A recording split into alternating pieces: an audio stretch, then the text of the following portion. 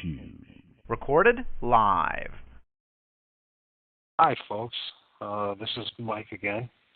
And once again, I'm blessed with the opportunity to have a conversation with Jorg from Jugular66, the YouTube channel. And we're going to carry on from last week's show with talking about the Devil's Ten Commandments. And Jorg has a lot of information to share with you folks. I personally won't be doing any kind of intro monologue or anything like that today because, well, for one thing, me and my good friend, or Jorg and my good friend, Walt, spent all night till 6:30 or 6 in the morning fixing my computer because it crashed yesterday. So in order for us to even have the show, we had to spend all night just sorting that out. So with that, how's it going, Jorg? How you doing, man? I'm fine. Thanks, Michael. I'm really Good. fine. I'm looking forward to the show. It sounds like we're going to learn a lot and learn a lot and be exposed to a lot of new things. So I'm going to keep my mouth shut as much as I can. I will comment as we go along, but surely in the beginning, because we are running about this 10 points plan, right? With the so-called 10 Commandments of the Devil. We will go by that.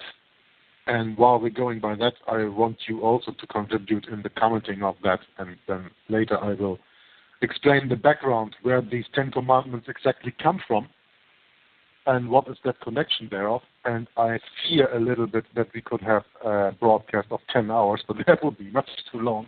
Sure. So maybe we will even have another part. But anyway, we finished last week reading the so-called third commandment of the devil. But for anybody who missed that or who doesn't want to listen to the whole show we did last time, and because it's just in the end, I think the last 15 minutes or something that we started on that, I think it is best that we start again with these 10 commandments.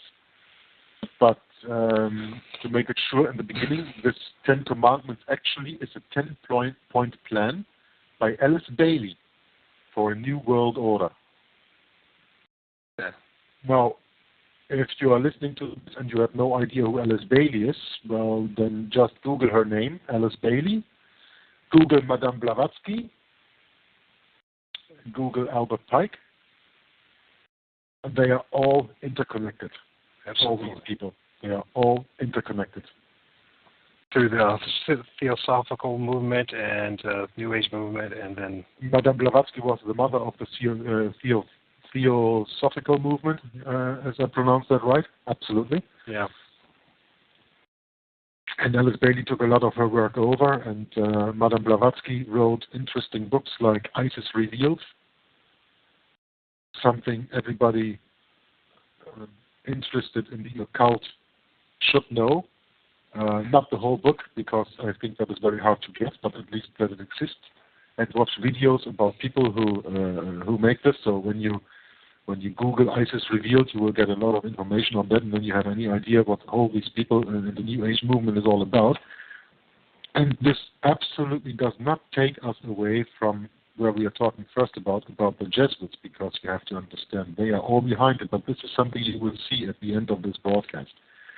But now, I think just before we go on, we will go with the 10 commandments that I had written down. Okay. So the first commandment was push God out of the schools. If the people grow up without reference to God, then they will consider God irrelevant to day-to-day life. In the last 50 years, this has happened. God is irrelevant to most people, right? And we spoke about that. That's in 1963. In the United States of America, the morning prayer in schools was abolished. Yeah. I don't know when that happened, but also I think crosses are abolished to have in the classrooms. Even though that I'm not against it, because that's against the second commandment. Or is it the third? What is it? You shall make no images. That would be the second commandment about idolatry. Yeah. So because of that, I don't use a cross. I don't watch it, look at it, or whatever. It's not necessary to do that. I don't need something to remind me of Christ, and I surely do not need a cross. I read a comment from someone. Not a comment. A guy in Germany did a video once where he spoke about the cross, and he said, the cross was nothing else than a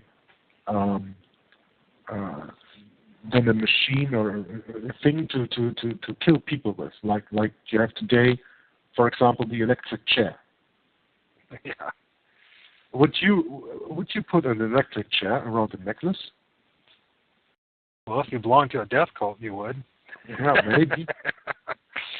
But so why should you express the cross where Christ suffered and died for us? So this is absolutely unbiblical to take a cross anywhere. So and try to go to any church where they don't have a cross. So to me, that's all idol worship. Absolutely. Because you actually kneel down to the cross and pray at it. Yeah, many people do that. Not no. And it's not just the Mother's Church, but many of the churches. So every church, every Protestant, Methodist, Baptist, I don't know, Mormons. Well, Mormons don't have that. That's one thing they do have going for them. They don't have those a cross in their church. They don't have any idols or cross on their church. They have different idols. Their idols are in their temples and that kind of thing. I just learned they have that the Book of Mormon.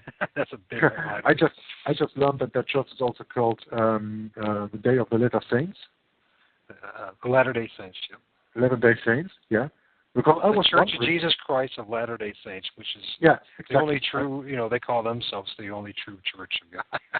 Because I was wondering, a kilometer and a half from my home, I have Jehovah's Witness on the left side of the road, and on the right side I have this Latter-day Saints church. So they're actually just a few meters away, a few yards away from each other, but you will not find any evangelical Protestant church here where I live in Belgium. That's interesting. Yeah. But anyway, let's not get distracted. Also, we talked about this first commandment already last week, so I'm going to read to you the second one. The second commandment: break the traditional Judaic Christian family concept. Break communication between parents and children so that parents can pass on spiritual values to their children. Yeah? The family unit has been severely disrupted, and there is a great deal of disrespect and disobedience to parents. Discipline is becoming increasingly rare, and children are raised to be selfish and bratty.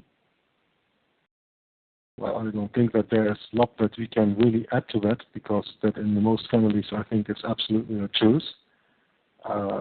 When you hit your child, that is forbidden. I do not say that you should hit your child, but there are moments when a slap is really in order, because children only learn when they know their boundaries. And today, parents don't set any boundaries anymore. So that's true. Isn't it ironic you even have toy dolls called brats that the kids play with? Do you know? Yeah. So they really encourage them to be brats and to be disobedient to their parents. And it's like the text says, there's a great deal of disrespect and disobedience to parents, and that is opposite to one of the commandments of God, to honor your father and your mother. Yeah. Right? Not only that, but they even have these self-help groups and that stem out of like Alcoholics Anonymous, like adult children of alcoholics and other psychological movements, and where they're blaming the parents for the reason why your life is a mess. Mm-hmm. I mean, I'm serious. I mean, I for one, I was involved in it one time before I was saved, or before I came to the Lord, at least. And it's really bizarre when you think about it, because one of the things that really troubled me in the beginning of my journey to find the truth was, this constant thing, why is it always my parents' fault? Why is it my fault? There's got to be something deeper. Yeah. There's something deeper going on in my life than it's my fault or it's my parents' fault. And so, of course, as we're talking right now, yes, there is something much more deeper going on. So. Mm-hmm. So, and the way that that can be achieved, meaning breaking the traditional Judeo-Christian family concept, is by pushing excessive child rights. And don't understand me or us wrong. Children have their rights. Nobody's denying that. But there is something like excessive child rights too. It's the same with women's rights. When you go back biblically, yeah, it is said Jesus is on the top. He is the master of the man, and the man is the master of the woman. So as long as the man, the husband, behaves to biblical rules, to the commandments, and anything, his wife should obey him. And of course, in the same way, the children should obey their parents. We have to put this in the right context, because when you see this through the glasses or through the eyes that you see the society today, everything is already lost, you know. Oh yeah. And you can't really implement the way that children should be raised and women should be handled and men should be handled, families should be handled. You cannot discuss this in the environment that we live in today, because this environment is so far away from the biblical idea of how a family should function that people will not understand and will feel restricted. They will only see the freedom when they understand that also Jesus preached love. Love your neighbor like you love yourself. Right. So you always have to keep that in mind. But you know, even though I love myself, sometimes I like to slap myself because I was such an idiot for something, you know? Oh, yeah. So when my child, for example, behaves like an idiot or disrespectful, there's nothing wrong with the slap. Then, I think, I mean, I never slapped my child, but that's another thing. My ex-wife did that more than enough. But just talking about this, I mean, I don't want to give any wrong impression. I'm absolutely against violence. But sometimes just a slap is enough. I mean, the slap is not, well, not batting or whatever. Yeah. You have to respect the boundaries there too. But by doing this by pushing excessive child rights is exactly what has been done in the past time, and that's how they achieve this goal of breaking the traditional Judeo-Christian family concept. Right. So then we go on to point 3. Quote, remove restrictions on sex. Sex is the biggest joy, and Christianity robs people of this. People must be freed to enjoy it, sex, without restrictions. It is not just for married, it's for everybody. Yeah. I mean, at this point alone, I think we could discuss about for hours, right? Yeah. I mean, you know, this is one thing you notice when they tear down a society, that's one of the first things that they implement. Because, you know, people, you know, as they restrict their true rights and abilities to take care, you know, maintain, take care of themselves, to be independent, sovereign people, and one of the things to do is they offer this sexual liberation. I mean, look what happened in... This is not a knock on Germany, because you could talk about France or whatever. Whenever prior to any kind of revolution or war, and if you notice that they always liberalize sexuality, and you know these like Berlin wasn't it like at one time prior to World War II a pretty much a pretty decadent place when it came to sex, and or France and Paris at the time, and it's not knocking those particular places. Sorry about that. It's just that's what happens. So, you know, allow them to break another one of the Lord's commandments under the guise that it's freedom. Mm-hmm. You know. Yeah, absolutely.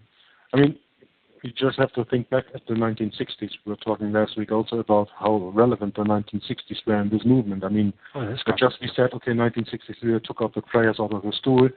Then you had the year 1968. When you Google that year, there's so much things that happened in 1968 and around Then I think a year later you had this great concert all over the world, this Woodstock thing with free love.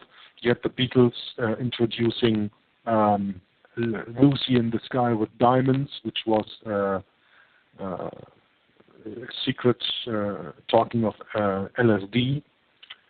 So you had the introduction of the drugs, not only cannabis, but really hard drugs, LSD, heroin, cocaine, all the stuff that we deal with today also. This all is because people should be free. People should be free to do everything. I mean, it all comes down to what Aleister Crowley said, do as thou wilt shall be the whole of the law. Yeah. Which is absolutely wicked, but that is exactly where it comes. I mean, I also agree with that sentence. Do as thou wilt shall be the whole of the law, but as long as you do not interfere with the freedom of your neighbor. You know, I can do as I please as long as I do not interfere with anybody else, when I don't do anybody else harm. Sure. Well, I can do what I want. Well, back in the 60s, you know, we look at what was going on with the sexual liberation, and you look at the CIA, the government was involved, all these institutions that were government run or Rockefeller. Most of them were Rockefeller Foundation, like they were involved in the feminism movement. You probably heard this interview from Alan Russo. Oh yeah. He gave an interview where he said he was a friend with Rockefeller, and Rockefeller told him about the feminist movement. He asked him, who do you think was behind them? And Russo said, I have no idea. And he said, we could only tax half the people. That's right. So we give the woman freedom to go to work, and now we can tax everybody. Taxes, money. Well, it's like this. It's like, you know, in the United States right now, it's this big push to legalize gay marriage. And, you know, I personally, as a Christian, you know, don't agree with that as far as gay marriage goes. But when you look at it, legalizing marriage, all that means is the government now is involved in their relationships. So in the long run, they would have been better off never having it legalized and just, you know, doing it on their own and not getting the government involved. Because now they are now in control of this relationship that they're in. Plus, if you look what happened in prior times, when this happened in Europe and all that, that was a way for them to actually track who was actually a homosexual or a sodomite. And then they went after them when the time came, you know what I mean? Because now they have records. Oh, we know that these are sodomites. Mm-hmm. And so they came after them and they put them in these, concentration camps or killed them, you know what I mean? I don't think you realize, especially the gay movement in this country, what they're actually doing to themselves. They're pretty much signing their death warrant through the government. Because if you understand who the government is in the United States, which you and I know is actually Rome, and we look what Rome does to these people, their future is pretty dim. Absolutely. So they're going to have a moment of feeling this great euphoria and freedom, but in truth, they're signing their death warrant. So. Yeah, just look all over the world. Look at the statistics of divorcements from the year 1965 on. You will see that from that year on, divorce became more and more common in all societies. And today, I mean, first of all, you can choose whether you be married in a church or you be married by the state, right? You can go to your mayor or you can go to someone in the city, and they have someone who is, so said, adorned to marry you, right? Right. So that's not God anymore, right? So what's the biblical idea of marriage? That the biblical idea is that God binds two people together, and when these two are one, they are one. And what God binds together, no man shall ever divide. So with this whole marriage thing that now even the state, the civil power, can perform marriages, is already an idea that is away from the Bible, from the biblical idea of marriage, first of all. Absolutely. That the state can take that over. So, but you can choose. You can choose whether you want to go be married on the state side or you want to be married at the church side. On the other hand, when you're not registered on the state side, then you won't have the advantages that you have when you get married. I mean, tax advantages and all this stuff, you know? So you have to do it with the state also. So there you come to a combination of state and church a little bit. But this takes us a little bit away from this sex commandment. Remove restrictions on sex. Sex is the biggest joy, and Christianity robs people of this. Here it is said directly, Christianity robs people of this. So life is only good when you can have sex with everybody, everywhere, every time you want. And you just talked about the gay movement, or the actually sodomized movement, but it's much worse than that, because you don't have only gays. I mean, just two men who go into marriage with adults. You have the same with women. You have the lesbian movement. Sure. You have the transsexual movement. You have the transgender movement, and you have the intersexual movement. And then there's the push for the pedophilia, legalizing that. It's about everything. It's about when you're a guy and you feel like you're a woman, then you are, even in America, in the United States of America, in some places, you are now allowed to use a restroom for girls. Yeah. I'm a boy, I got a dick, but I feel like a woman, so I go in there and nobody can say anything about it. Really, look it up. It's a fact already. Yeah. In Berlin, for example, we have the first unisex toilets out in the open. So bathrooms where you can go if you need to pee or whatever. And there you have a door for men, there you have a door for women, and in the middle you have a door for everybody. You know? Really, I'm not kidding. I'm not kidding. Really, it's true. Yeah. And, they start these things here and there a little bit, but this is, people must be free to enjoy sex without restrictions. That's exactly what they are doing here. Sex is promoted all over society with revealing clothes and constant sexy images.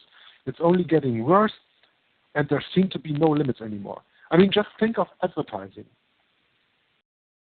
You wanna sell a computer? You just put a lady in there who is almost wearing no clothes, put the computer next to her, and sell it. The product has nothing to do with the naked woman, but the naked woman takes your attention, and sex sells. Think about 60 years ago. 60 years ago, a kiss in a movie, in a Hollywood movie, was really provoking discussions. Is this possible? The way that they kiss you in this screen, in this movie, they give tongue. I mean, it looked like that. They played it like that, and that was preposterous. People said, "Wow, you cannot show that." Now think about what you see today. And not only in movies when you go to the cinema, but even on the TV screen. 5 o'clock in the evening, when young children are watching television, there are girls in mini skirts, if you can call that a skirt. Maybe it's just a broad belt. Sometimes I have the impression it is more a broad belt than a skirt. It doesn't hide anything anymore, No, it doesn't. You just go down the street. You go to a magazine shop, and what's all on the cover? Paris Hilton with all the slip stepping out of the car. It's not only that the people photograph it. It's that other people who go past there just see this. And you have to understand one thing: the more you see something, the more you get used to it. Yeah. And the more you say, "But this is normal." So you are constantly changing your morals. Or society is in this way changing your morals. And I should not say society, I should say government. Because it's all the government behind it. Absolutely. Yeah? And it's all a practicing of the Balaam doctrine that we read about in the Old Testament, throughout the Old Testament, and basically what Satan used to corrupt God's people. Yeah. It's a very simple tactic that's always been used. If you learn about the story of Balaam and Balak and the Moabites, and when the Israelites were trying to pass through their territory, Balak didn't like the idea of God's children being in his territory, so he asked Balaam to do something about it, and Balaam's final solution was to have a big feast and have the Moabite women walk around, dance around half naked, if you will, like strippers, and then ended up 40+ thousand of the Israelites ended up falling and ended up being dead from it. So, anyways, this is what they use. They use this. It's called hypersexuality, hypersexualization of the society, and by doing that, it's a very powerful tool to make men and women forget about God, think about themselves, act like animals, and go at their very base level. Yeah, we all need sex. Yeah, that's true. But God gave us a template of, that if we follow, will protect us from a lot of the hardships and that happen. If like me, I mean, I had a child out of wedlock, and now I have to suffer with all the things that come from that. So, and he does too. So, with him being raised in a broken home, and all the consequences. So, you know what I mean. So that's what they wanted, to break the family. So as we've been talking about, destroy the family, which is the most important nucleus or unit that there is. If the family is strong, and enough families are strong society, it's very difficult to really, bring it down. Absolutely. So, yeah. And with this sex that just sets the boundaries. I mean, I just gave you an example there with the kiss in the movies in the 1950s. Now, when you think about it, a few years ago, when you saw two men kissing in the street, that was preposterous for a lot of people. Today, it is more or less accepted. I'm going to tell you one thing. A few years from now, when you see a woman giving a man a blowjob in the middle of the street, nobody will care anymore because it is absolutely accepted. It's normal to do that in the public. And when you look at television, when you look at this television series, it started some years ago, I think 20 years ago it's already, with Big Brother. Yeah. Where they put people in the container under constant camera supervision. People couldn't even go to the toilet without being filmed and things like this. All these reality TV shows, they take more and more away these boundaries. So maybe you laugh now when I say, well, when you see a woman giving a blowjob to a man in the middle of the street, you will not pay attention to it because it is normal. Mark my words. That is what Sodom and Gomorrah was all about in that time. And we are not so far away from that anymore, if you ask me. No. With the losing of the sex, and it's like in this commandment it said, and Christianity robs people of this. So Christianity is portrayed as something bad because it takes away your freedoms instead of it gives you freedoms. Yeah. It gives you, first of all, the freedom to respect everybody else. When you see something like that, what I just said, then there's no respect anymore. There's no respect, there's no privacy, there's no nothing anymore. And that's exactly what they are going for. So they say it's not just for the married, it's for everybody. So then, first of all, you have to take care that married persons get divorced. And maybe they get married again later, but as soon as they are divorced, well, that's fine, because now they are free again and they can have free sex, Right. I mean, just watch television, watch any show that you want, any woman, any man going out, meeting someone in a bar, in any television show. Tell me how many of the 10 times these two people end up in bed later that same night. All the time. That's the message, isn't it? Yeah, but that's normal, and that's the big problem. That is normal. Point 4 also deals a little bit with sex, so maybe we can make the conversion here to point 4. I'm going to read point 4 to you right now. So the fourth commandment. Since sex is the greatest expression of man's enjoyment of life, man must be free to express sex in all its forms. Homosexuality, orgies, even bestiality are desirable so long as no one is being abused or harmed. That's a contradiction. That is absolutely contradictory, yeah. Sex is an expression of appreciating life. Debasing it with adultery, fornication, and bestiality is the ultimate expression of lust. I live in Europe. I come from Hamburg, that is in the northern part of Germany. I have about 150 kilometers to the next northern border, that is Denmark.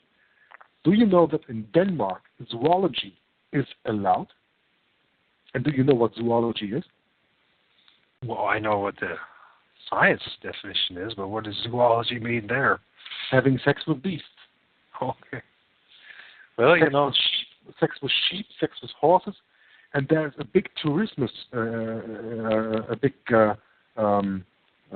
business about that with tourists who come over the border from Germany to Denmark just to have sex on farms with animals there. Well, I know. I didn't know about that. I know there's places in South America where it's culturally acceptable for young men to have sex with their animals and their donkeys and that. So, but I had no idea. But I'm not surprised because that's as a man becomes more and more debased, doesn't have God in his life. That's what we become. We become animals. Yeah. And so we end up doing things like that. And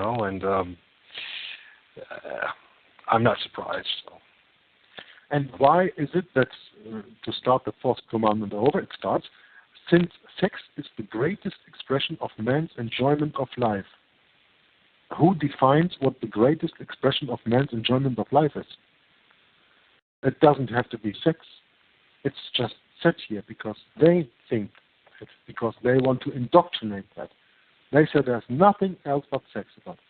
So then you go to the church, the Roman Catholic Church, for example, and it's all about sex, with their obelisks, right, which stays for the phallus. I mean, the Roman Catholic Church is a sex cult.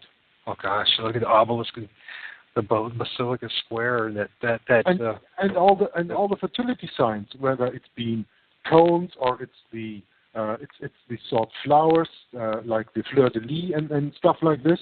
Right. They are all fertility signs. I mean, Easter, yeah, the egg that they put there for Easter, that the egg is associated with Easter, right? And the egg is a fertility sign. Right. Yeah. What does an egg-laying bunny, which absolutely is an idiotic idea, what does that have to do with our Lord Jesus Christ being nailed with the cross and rise 3 days later? Absolutely nothing. But they sexed that out. And Easter is absolutely sex cult. No question about that. So when you Google that, you will find a lot of things like that. So the point is really, since sex is the greatest expression of men's enjoyment of life, men must be free to express sex in all its forms. Well, that's just what they tell us. I don't say that that is the way, but sex is an expression of appreciating life. Debasing it with adultery, fornication, and bestiality is the ultimate expression of lust. Well, I just think it's sick, I just think it is sickness. It's a challenge in all the 10 Commandments, and if people are really if they would understand and realize that the 10 Commandments are there to free us from bondage of self and from this satanic system that we're under. And then see the ruling elite understand that if you do not obey these 10 Commandments, you cannot have the full blessings and protection of your Lord or your Heavenly Father, and you will. So you become very easily a subject to them. So this is what it's all about. It's under the guise that you think that you're getting freedom, and truth, which is you're enslaving yourself to the satanic system. And therefore, they can exploit you to the hilt because you don't have the protection of the 10 Commandments. That's why God gave it to us. Not to burden us or enslave us, but to free us from the satanic system that we're under. We're all under. Yeah, and also show us that there is a law that you have to obey. I think it is Peter who said in the Bible, I didn't know that I was transgressing the law because I didn't know the law. Mm-hmm. So as long as you don't know the rules by which you play, you don't know when you break the rules. Therefore, it is important to know the rules. But people are not told the rules anymore. People are only told the exceptions. Yeah, and there's the constant bombardment and thinking that, by just following the world's laws, or what we're talking about, this devil's commandments, that somehow that frees you. And that's the constant message that the average person is getting. That's what I got in the first 44 years of my life. Outside of, when I went to the Mormon church as a kid, but that's a constant message over and over and over again on television, in the magazines, everywhere you went. I mean, movies, like you're saying. So, I mean, what else would you end up doing this? Why would they push all this stuff on us? That's the big question. And that's what we're talking about, because they want to destroy us, enslave us. This is what it's all about. So when we look at all these, the movies and the television and the videos and the whatever it may be, all the different forms of media, it's all about corrupting you. Mm-hmm. The majority of it is. I mean, God has to work within you, somehow wake you up and bring you out of it and walk away from all this stuff. But, okay. Yeah. Yeah, you're right with that. I'm going to go on to commandment number five. All right. Quote, people must be free to abort unwanted children. Mm-hmm. If a man can have sex and then live without the consequences, then the same should be true for a woman too. A woman must have the right to abort an unwanted child. End of quote. People are allowed to shun responsibility and escape consequences of sex through abortion. And this is passed off as women's rights while ignoring the mass murder of children. When they invented or published the pill, the anti-baby pill, when was that? In the 1960s. Mm-hmm. The 60s is such an important 10-year space of the last century. You really have to get into it. It's one of the most important 10-year time frame where things happened in the point of changing society for the future. In the 1960s. It started already in the 50s with these rebels coming up, with the rebelling music like rock and roll and all that stuff. Mm-hmm. I mean, in the beginning, when in 1955, when Elvis Presley stood on the podium and shook his pelvis, people were astounded and said, "Well, this is not possible, and you cannot show this on television, and this is not for here, and this is out of this world, and we don't accept that." But 10 years later, nobody cared anymore, So that's how they do that, how they introduce that. So when they say, if a man can have sex and then live without the consequences, that's only because the man even doesn't have to take any protection. So the burden of the protection of not having a child from having sex is laid on the woman. So that's why they put out the baby pill, or the anti-baby pill, the anti-conception pill in the 60s. Yeah. Which also had the problem that, for example, all these hormones that are in this pill, and when women take this, these hormones go through their body. When they go to the bathroom, they pee that out. It goes into the drinking water, and the drinking water cannot be cleaned of all these hormones. So these stay always in there. So you have also pollution of drinking water all over the world since the 1960s, because not only the hormones of the conception pill, but also other things from pharmaceutical industry cannot be filtered out of the drink water. Yeah. You also have to take a look at this. And of course, then saying a woman must have the right to abort an unwanted child, well, instead of saying a woman must take the responsibility to, when she has sex, to also live with the consequences, that she can have a child then and then bear it for 9 months and give birth to it. That's another way to say it, right? Mm-hmm. And I would, of course, appreciate the other way around than just saying, okay, you can go and abort now, right now. I mean, and then when you see what happened to all these aborted children, Pepsi Cola uses the fetus cells as a sweetener, or used that until a year or two ago. You can look that up. Absolutely. And they are still selling on the black market all these fetuses, because they do a lot of work with that in the pharmaceutical industry, and that is still going on today. They actually need this right now because there's really a market for that right now. They would get in a problem if any woman would start to have a conscience and say, no, I'm not going to do that anymore. That's why they put institutions out there like Planned Parenthood and all this stuff. Those are just mega abortion clinics. And people should really wake up to this.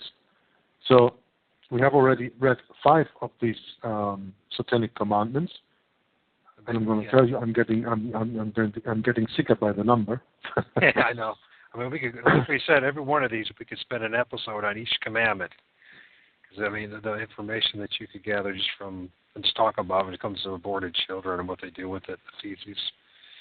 It's in your foods, in your cosmetics, it's in your medicine, and then not in effect, but then now it's culturally becoming acceptable in places like China, and it's where you can actually eat the baby. Mm-hmm. Put it in a stew and actually eat it. They have restaurants where you can eat the baby. So we could go into that too, but let's go on to 6. So. Okay.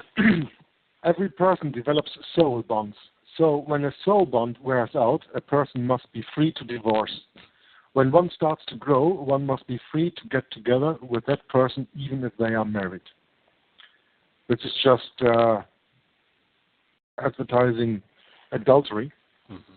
And adultery is devastating to the family unit and to the trust people have with each other. In divorces, the biggest losers are the children, who are often confused and deprived of positive family time and role models.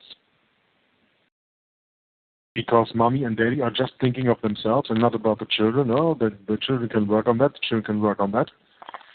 Well, I don't think so, because when you see what the children behave like, a lot of times in this days we are living in right now, that's a big difference between now and 100 years ago. 100 years ago, a divorce was something seldomly happening. Today, I think about 70 or even more percent of all marriages go into divorce within the first 10 years. Yeah. If there are children or if there are no children, there's no respect to that. So this commandment number 6 again is to promote adultery and to covet. You know, break more God's laws. What is the 10th commandment or 9th commandment? You shall not covet. Well, that commandment is about bearing false witness, but the 10th commandment is thou shalt not covet thy neighbor's house, or thy neighbor's wife, or the neighbor's wife. Yeah. manservant, etc. You shall not covet, to make it short. Huh? Mm-hmm. Covet anything. So, yeah, that's the 10th commandment. Yeah, absolutely right. So you see, they are really trying to take that away on every level that they can. Saying one must be free to get together, even when that with that person that they have chosen, even if they are married. So they don't care if they break an existing marriage or whatever. They just don't care, because do as thou wilt shall be the whole of the law, without any restrictions.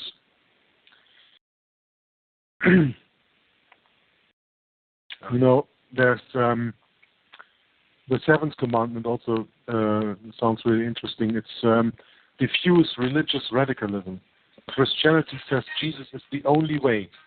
Diffuse this by A, silencing Christianity, and B, promoting other faiths, the creation of interfaith harmony.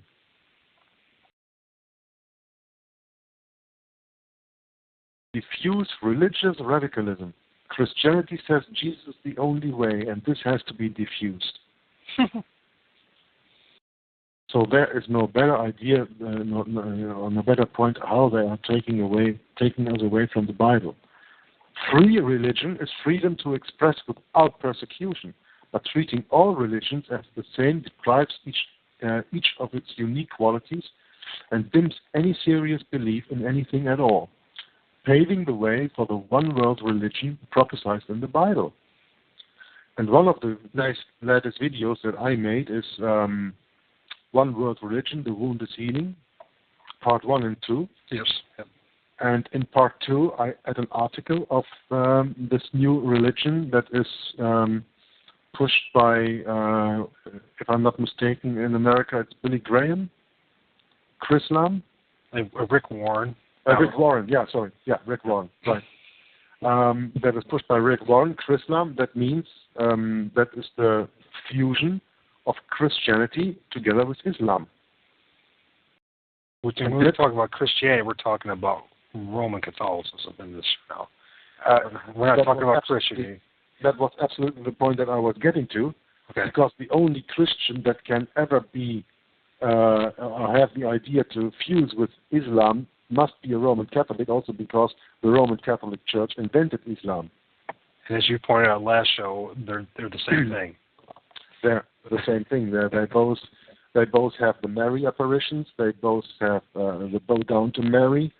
It's both sun worship, moon worship.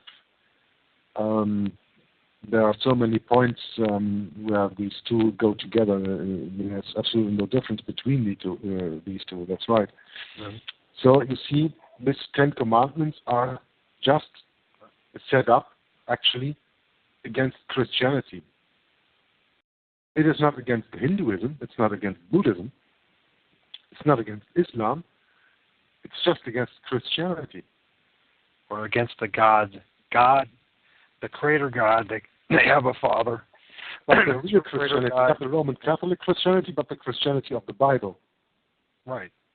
Biblical Christianity, which is really, we're talking about there, it's all set up against, once again, God's law, God's 10 Commandments. This is all about a war. The world is at enmity with God. This is what it is. And that is what we're seeing, and this is what reflection is. A man walks away from his Creator God and pretends to be God himself. And this is the great delusion. This is the great deception. That man, from the beginning, thinks that he can be God, like God. Cannot. When you try to do this, this is what happens. This is the results. What you're talking about, what you're reading to us, is the results of a godless society. So. Right. I'm going to go on to the 8th commandment. Mm-hmm. Use the media to influence mass opinion. Create mass opinion that is receptive to these values by using TV film, the press, etc. Note well, what Western believers call normal in the African church would be pornography. End quote. Yep. So the media is absolutely loaded with filth and promotes all of the above. I said that already a little bit earlier when I stated about magazines, TV series, any movie that you can watch at the cinema, whatever. It's all full of these abominations, Right. And of course, mass media is used for that, and therefore it is very interesting to know that mass media is concentrated, like in the United States of America, as far as my knowledge goes. For the moment, there are, I think, 5 people on the top of all the mass media. Right. You have Rupert Murdoch, who is a Knight of Malta. You have Ted Turner, who founded CNN, who is a Knight of Malta. So, even when they say Hollywood is run by the Jews, that is right when you look at the people that put out there. But behind them are papal knighthoods, whether it's Knights of Malta or it's the Knights of Knight of Columbus or whatever. Mm-hmm. Because America is strong with the Knights of Columbus, but they are not so far in Hollywood. I think it's the Knights of Malta, mostly and for all. But they are actually behind this. And all these papal knighthoods are controlled by the Jesuits. Absolutely. Wow, we're almost an hour on air and haven't mentioned the Jesuits yet, so it's about time. It's about time to come back to that point. But, all these points here, when reading this, and now we still have 2 to go, but still, I want to remind you of something else. When you read these 10 commandments, and then you go back a little bit into time, and then you read something on the internet that is called the Protocols of the Learned Elders of Zion. Mm-hmm. I think you've probably heard of that, right? Yeah. That is a document that is by many people rejected as being a fraud. But by people who really study it, it is known that a Jesuit called Abbé Bruel wrote these. Once again, a Jesuit. My goodness, they're behind everything, aren't they? Yeah, Walt has the saying there's a Jesuit behind every stone or under every stone, and he's absolutely right. Whether it's a Jesuit himself or it's a coadjutor or he's linked to the Jesuits or whatever, but there's not a Jesuit, but let's say the Jesuitical idea is absolutely behind everything, you know. Right. They take over everything, and even so, the so-called Protocols of the Elders Mount of Zion, which officially comes from the Jews, yeah, the Jews who believe in the Kabbalah and in the Talmud, of course. And there are a lot of Jews who do that, and they don't see that they are wrong, but of course they are absolutely wrong with that. But it's again like we need someone to take the blame for our ideas, you know. And that's exactly what's going on there at that point. So. Well, it's redirection and it's scapegoating, right? I mean, that's what we're dealing with. We're dealing with this is what they've always done. That's the Romans always done, is blame the Jews for everything. So first and foremost. So.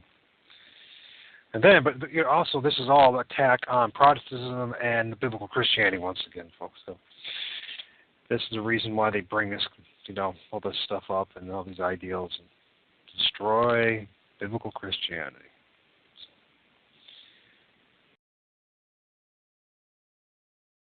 Okay, I'm getting to the last but one point, number 9. Quote, debase art in all its forms. Corrupt music, painting, poetry, and every expression of the heart and make it obscene, immoral and occultic. Debase the arts in every way possible. End of quote. Well, Lucifer was an angel of light. He was the bearer of music when he was in heaven. Michael was speaking about that. Wayne was speaking about that in one of your last podcasts, that he was the bearer of trumpets and harps and I don't know, all that stuff, that he was maybe the inventor of music. No, not the inventor, but at least he was the chief of the music, Oh, yeah. And I remember Wayne talking about that. I found that very interesting. And of course, he is the first one to turn that good thing into something bad, of course. And when you look at so-called art today, I mean, here in Europe, we have this one guy who goes around with an exhibit where he just puts out dead bodies. Yeah. I think he also came to America already. Oh, yeah. He plastifies these dead bodies and puts them into what he calls art, into positions and then whatever. And then you can see real bodies who are plastified, and this is called art. I shiver when I think about that. But, actually the purpose of art is to express beauty, to express feelings and honoring the things people hold dear.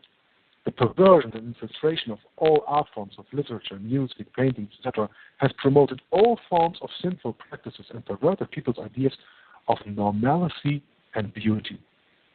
Yeah. It's true. I mean, I was, before I came to the Lord, that's what I did. I did abstract art. I was an abstract artist, was one of the things. And I sold quite a few paintings, and there's a thing called non-objective abstract art. And I look back now, and then when I learned about the Rockefellers and why it is not abstract art has been pushed on us, has been just once again what you're saying, to corrupt the arts, to corrupt man, to accept what is ugly and call it beautiful. It's flipping everything around, turning everything upside down. So it's really quite tragic. One more thing. I mean, the more and more you read this, brother, the more you realize the world actually follows the devil's 10 commandments. That's what they follow. It's heartbreaking. Yeah, that's right. Now, let's go to the 10th commandment, and then we can close this part of our broadcast. Quote, get the church to endorse every one of these 9 strategies. get the church to accept these principles and to say they're okay. Then legal ground is given for these values to get a foothold. End of quote. You know, when you look around today, churches everywhere are embracing many of the above, or not speaking out enough about it. They have turned their backs to the values they are founded on and grasped the worldly garbage that spews forth ever more sin into the world. You know, just today I saw a video where I'm going to make a video on Pope Francis said that the Big Bang Theory goes along with the church's teaching. Yeah, I read that too. That's pretty absurd, wasn't it? I saw a video about that where he actually says that. I can give you the link later on if you want to, and you can watch it. I'm going to make a video on that, of course. I made a comment there right when I saw them. I said, yeah, okay, but that's because the church does not teach the word of God, but the word of Satan. So, true. Of course, they are in agreement with that. But, you know, this last point is get the church to endorse every one of these 9 strategies. It's exactly the point that they did. Today, there is no Protestant church out there anymore. No. They don't protest anything anymore. They just agree with everything Rome says. And they have no principles on their own anymore. They all sold out. They all back under the yoke of Rome. You know, it's, well, there's a nice sentence that I wrote down at the end of this, give you a clue about this. It said, God help us and bless us, guide us away from the madness of this world and into your grace. Help us discern the truth and see through the lies you foretold us that the world shall be as it was in the day of Noah. We seem to be heading there in a hurry as if no amount of sin is enough. Protect us from the world and hold the darkness away from our hearts. Help us show the truth to others and save all that we can before it is too late. This we can pray in Jesus' name.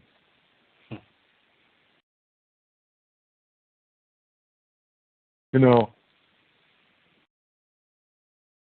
this 10 Commandments really have a big influence in the world that it was today. It is today, and I think now it is more interesting that we go into what's behind this. Where does this come from? Like I said in the beginning, this 10-point plan is a plan by Alice Bailey for a new world order.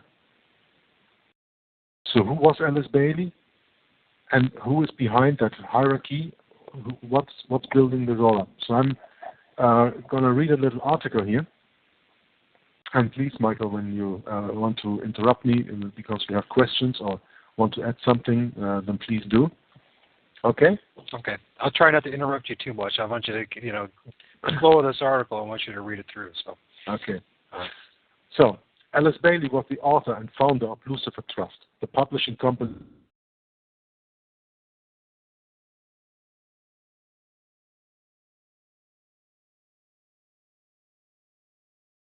agreement with the U.S. government to buy the land of the current United Nations building in New York to entice the Americans into the previous League of Nations, which they had rejected following World War I. This period was the first stage of developing the Illuminati New World Order, with the plan for a Second World War already on the agenda, as suggested by General Albert Pike, author of Morals and Dogmas, generally regarded as the Freemasons' Guidebook. Alice Bailey had already been working on the Freemasons' Guidebook. Had already been working on the externalization of the hierarchy upon the approach of World War I, while Rothschild agent J.P. Morgan, Paul Warburg, J.D. Rockefeller, and the other conspirators were meeting in the secret at J.P. Morgan's property at Jekyll Island, Georgia, to plot the overthrow of the banking system and setting up the Federal Reserve System in 1913. Throughout their discussions, they decided to only address one another by their first names in an attempt to disguise their identity from the servants. As a result of the meeting, they had also implemented the illegal tax on labor, known today as income tax. This had previously been rejected by the U.S. Supreme Court, upholding Abraham Lincoln's policy as an immoral tax on the workers' earnings, which led to the Lincoln's Bank Wars. Prior to the Federal Reserve Act, J.P. Morgan had already secured ownership and profit from Nikola Tesla's free renewable energy in 1910. While a downtrodden and impoverished Tesla was abandoned by Morgan to die in a seedy New York hotel room from where Morgan had his Pinkerton agents, aka the FBI, raid the room and steal Tesla's papers, including his patents. Morgan handed them over to Tesla's jealous rival, Thomas Edison, who took the credit for his work. Among the papers were the blueprints for the cracked Earth experiments, those that Tesla feared would fall into the wrong hands, known today as the High Frequency Active Auroral Research Program, or probably as short as you know it, HAARP, H-A-A-R-P. And just a little note of me, if you have never heard of HAARP, then just Google or go to YouTube and type in Angels Don't Play This Harp. That's a wonderful documentary about this high frequency active auroral research program. And I don't think this, no, it's not mentioned here in the text that I'm reading right now, but one of the first tests that Tesla did in that time came out to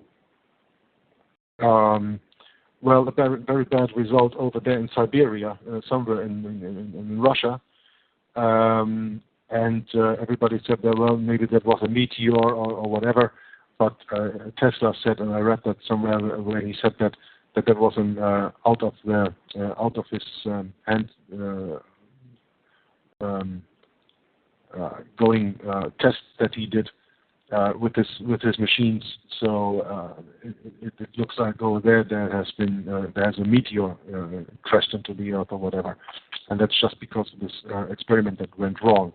So HAARP is a very, very powerful machine, especially as they have today, and there are, to my knowledge, at least 6 different HAARP stations all over the world today. Okay, I continue now with the reading of the text. Since by this stage everything was falling into place, their next conquest came after the Rothschilds implemented the next step of their plan, which was to overthrow the Russian Tsars in revenge for their active support for Abraham Lincoln during the bank wars and the American Civil War, when the Russians formed a naval blockade in support of Lincoln. However, the Russian Revolution was intended for the establishment of the first atheistic nation in collaboration with the first Masonic nation, the United States. As Paul Warburg had said, quote, "We shall have a one-world government, either by conquest or consent. It is only a matter of time." End of quote. With the conquest of the banking system, the seizure of energy, the establishment of the Soviet Union, World War I, Alice Bailey preparing the blueprint for the agenda of the future, all that remained in those 10 short years was controlling the news in order to prevent the world from knowing their plan. Thereby, suing the just jumped here again when I was reading. Sorry. Thereby suing the seeds of mass mind control. With this in mind, J.P. Morgan's associates bought all the most powerful and influential newspapers, including the Washington Post in 1917, and appointed their own people as editors. Disney soon followed, and Alice Bailey has established the Lucis Trust. It was renamed the Lucis Trust in 1921 due to the potential unwanted attention. The nephew of Sigmund Freud, Edward Bernays, was appointed to brainwash the American people after successful publication of his book Propaganda in 1928. From then on, Bernays was to become known as the father of public relations.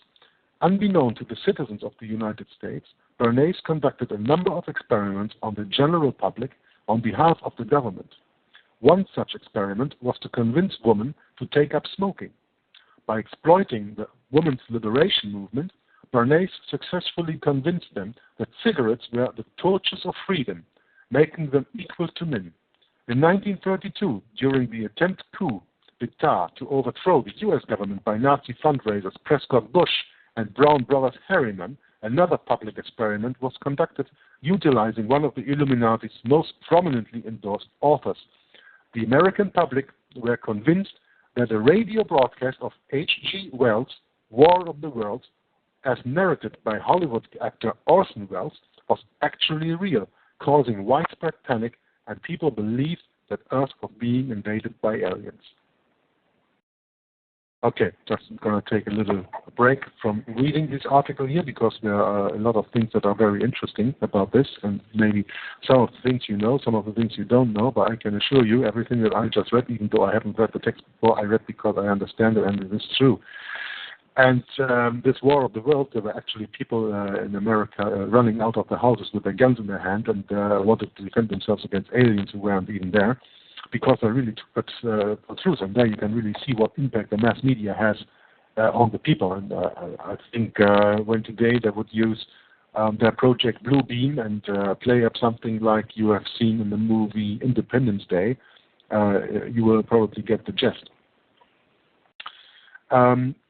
It's mentioned here about the Illuminati's most prominent endorsed authors. Well, when talking in this article about the Illuminati, you must understand one thing. The Illuminati mentioned here are the Bavarian Illuminati, founded 1st of May 1776, just 3 years after the Pope has abolished the Society of Jesus, the Jesuits, in 1773. He died a very cruel death afterwards because he was poisoned, of course, and he knew that, and you can all read about that. That's all known history. I don't go into that. But because of the so-called abolishment of the Jesuit order worldwide, because it was a papal bull that was written, and that is the strongest expression a pope can make, write a bull. Right. And by this forbidding the Jesuits by this papal bull, they had to go undercover. And they used their layman Adam Weishaupt at Jesuit University Ingolstadt in Bavaria, southern of Germany,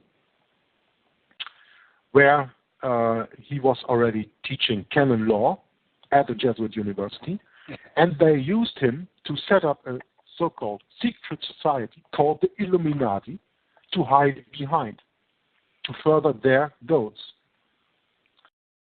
And if anybody says, yeah, but the Illuminati then were discovered some years ago and they were forbidden and all that, well, you can believe that, and then you're going to tell me that the Jesuits are forbidden? The Jesuits control everything right now.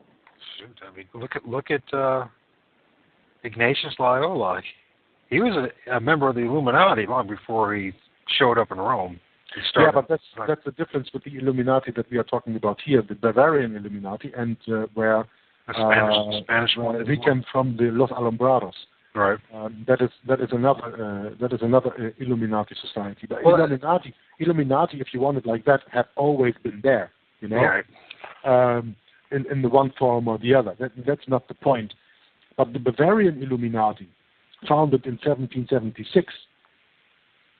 This is also the reason why you have on the back of your dollar bill, you have this pyramid with the capstone still hovering above the top, with the all-seeing eye of Horus, Lucifer, in there. And you have the Roman text, of course Roman because nobody speaks that, Annuit Captus, Novus Ordo Seclorum. Nobody understands Latin, so we're going to write it there in Latin, and we're going to write there Novus Ordo Seclorum, means the new order of the ages, or new world order, as it is translated today, to be fitting. And on the bottom of the pyramid, you have this, in Roman numbers written 1776. But that is not because of the founding of the United States in 1776. What, of course, the people are thinking. No, that is because of the founding of the Illuminati, the Bavarian Illuminati, of May 1776. This is what I've discovered in my studies. So there was going on over in Bavaria with Adam Weishaupt and that movement. But at the same time, the Jesuit general, Lorenzo Ricci, known as the professor, was over here in North America creating, with the quote-unquote phony fathers, the revolution and the creation of what we now know as the United States of America.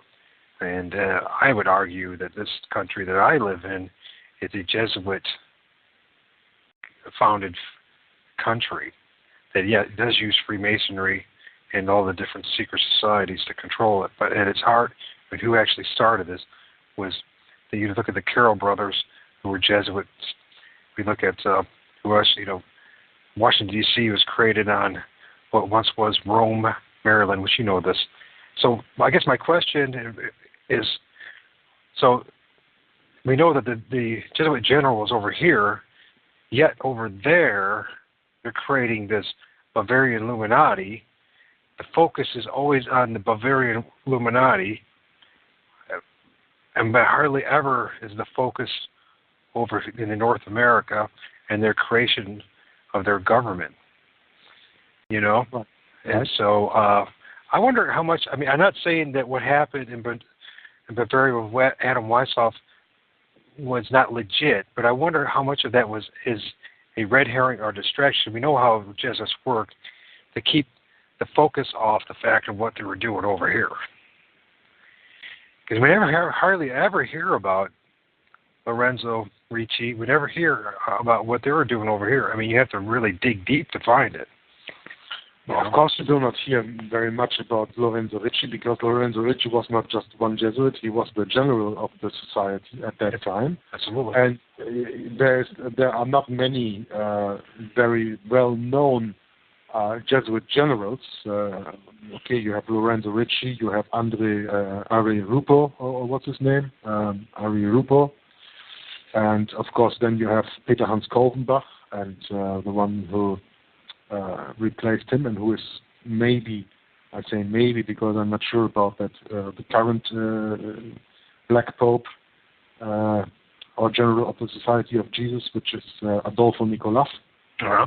I'm not quite sure if he really is the general, because there was a lot going on in the Vatican the last years, not only on the Catholic spiritual side, but also on the Jesuit side, because Peter Hans Kolvenbach is the first general of the Society of Jesus ever in the history, in the almost 500-year history of the Jesuits, who stepped down from his post, who retreated, living and still working for the Society of Jesus. That's weird. I just think about that. He did that, and then the white Pope did the same thing. Exactly. You are taking the words right off my mouth. So they took away Peter Hans Kolvenbach, and they placed Adolfo Nicolas, and then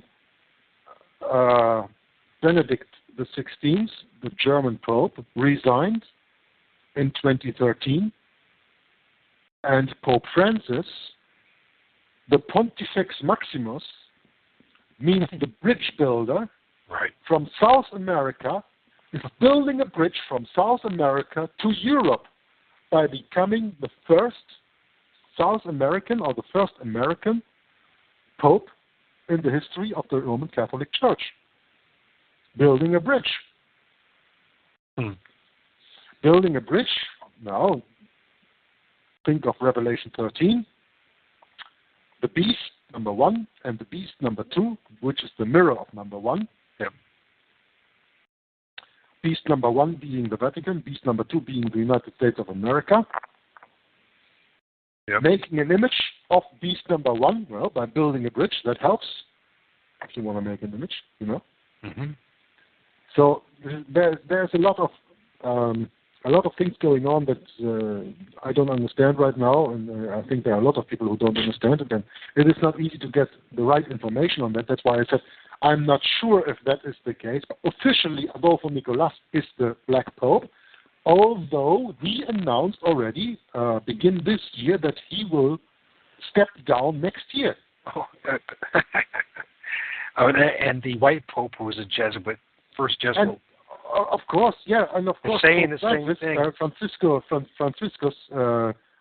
Francis Borgoglio, as he is called, he is the first Jesuit of the fourth vow to become the white Pope. Wow! And so it is actually possible to say that the white Pope and the black Pope are the one and the same person for the first time in history. It is possible. I don't say that it is the truth, because they put Adolfo Nicolas out there as being the general, but there can always be someone who plays the general and someone who actually is the general, right? Right. And also, Francis you keep on hearing reports since last year that he only has a couple of years left of his life. And I've heard that. You don't become Pope when you're 25, you know. So we hear that the Jesuit general is going to resign in a couple of years, and the white Pope saying that he only has a couple of years to live. What all that means, folks, I don't know. We will find out, but it's awfully suspicious. They're signaling to somebody, the people that are in know, something's coming. There's big changes happening in the leadership. How it's going to turn out, I don't know. Whatever the truth behind that is, the information that we give you is absolutely legit. You can check us on that. What you make of this information and what conclusions you get out of that is on your own. That is always a little bit guessing and feeling, and I don't know. And whenever I have to guess, I never say that is the truth. The truth is that Kolvenbach stepped down. Nicholas took over. Adolf Hitler, Adolf and Nicholas. Coincidence? They're called Adolf. I don't know. Anyway, he took over, and that's a fact that cannot be discussed. Benedict XVI resigned from his post, and Francis took over. That is a fact that cannot be discussed. Those are the facts. Yep. The people that we are talking about, they have the positions that we are talking about. And don't forget Benedict XVI. He was the chairman of the Congregation of the Faith. The Congregation of the Faith is just the new word of the Inquisition. Yep. Because the Inquisition never stopped in the whole history of the Roman Catholic Church. It just changed its name. So Pope Benedict XVI was a very, very powerful man within the Roman Catholic Church. And even though that he stepped down, I don't think that he let go of all the ties that he had in that time. I think that he still has some kind of influence in there. And that is the same with Peter Hans Kolvenbach after all the time, because he was the general from, I think, early in the 80s of last century until 2008. So for about 30 years or even or 20 years. 20 years or even more than 20 years. And during the time, of course, of 9/11. So, yeah, this goes by the way, the relevance of tying this back now to Lorenzo Ricci, who faked his death in Europe, shows up in North America, so now we're talking about, he's the Jesuit general going through this. Now we're looking at what's happening over in the machinations and how they operate, the Jesuits today. Nothing's changed, so what we think we're seeing, I can guarantee you folks, is not what is really what we are seeing. In other words, they're masterful at this art of deception, deflection, of getting you to go this way, that way, the other way, and never actually going to the path that they're actually going down until it's too late, until they've already accomplished their deed. So whatever they're doing, I can guarantee you one thing, it's not good for us as Christians, and it's not good for the world as a whole. No, surely not. Okay, I'm going to continue reading. I just have a little paragraph to continue, and then I'm going on something else. This is a great article, by the way. Between, we were going, the Jesuits were going, Edward Bernays. Yeah. All these are important names, folks. I mean, it's really great good article. So. That's right. Okay, I'm going on reading. Quote, Alice Bailey was a devout disciple and follower of the Victorian occultist Helena Petrova Blavatsky, founder of Theosophy. Blavatsky's work was also required reading for the followers of another of her disciples, renowned Satanist Aleister Crowley, also known as the Beast. Alice Bailey's The Externalization of Hierarchy was the agenda for infiltrating, corrupting, discrediting, and eliminating the influence of God and society. Education was their primary target, something which Professor Carol Quigley also alluded to. I'm just going to end the quote here. Professor Carol Quigley. Do you know who that is? Yes, he's a Jesuit, and he's the one who educated Bill Clinton. Bill Clinton, yep, and Tragedy and Hope, the book. In Jesuit Georgetown University. Right, wrote this Tragedy and Hope that all the truthers follow, but seem to have missed completely the fact that he's a Jesuit. Absolutely. And go ahead. I'm sorry. Okay, I keep on the quoting, but it's the last sentence now. Okay. This is hardly surprising, since the Illuminati was founded within academia. In this outgoing address, former U.S. President Eisenhower warned us about the dark forces, atheistic in character.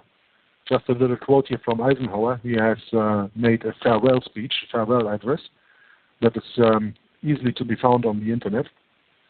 I have the link here, but anyway, it's the same. It's as interesting as the speech from JFK on secret societies, where JFK mentions a monolithic conspiracy. A monolithic absolutely points to the Jesuits, right? Now, the quote from Eisenhower, and don't forget, Eisenhower was a high Freemason, and he was Jesuit controlled, and he knew it. Mm-hmm. But he said, quote, "It commands our whole attention, absorbs our very beings. We face a hostile ideology, global in scope, atheistic in character, ruthless in purpose, and insidious in method. Unhappily, the danger it poses promises to be indefinite duration." End of quote. So, and here I'm going to stop reading that article, because now I will go into the analyzing of the 10-point charter that we were starting to read in the beginning about these 10 points. The purpose of these 10 points, of course, you understood that already, is to change Christian tradition or to redeem the nations of Christian tradition. Redeem or destroy, right? So, number one, take God and prayer out of the education system. She said, and this is always now referring to Alice Bailey, she said, change curriculum to ensure that children are freed from the bondage of Christian culture. Why? Because children go to school to be equipped to face life. They are willing to trust, and they are willing to value what is being given to them. If you take out God of the education, they will unconsciously form a resolve that God is not necessary to face life. They will focus on those things the school counts them worthy to be passed on, and they will look at God as an additional if one can afford the additional.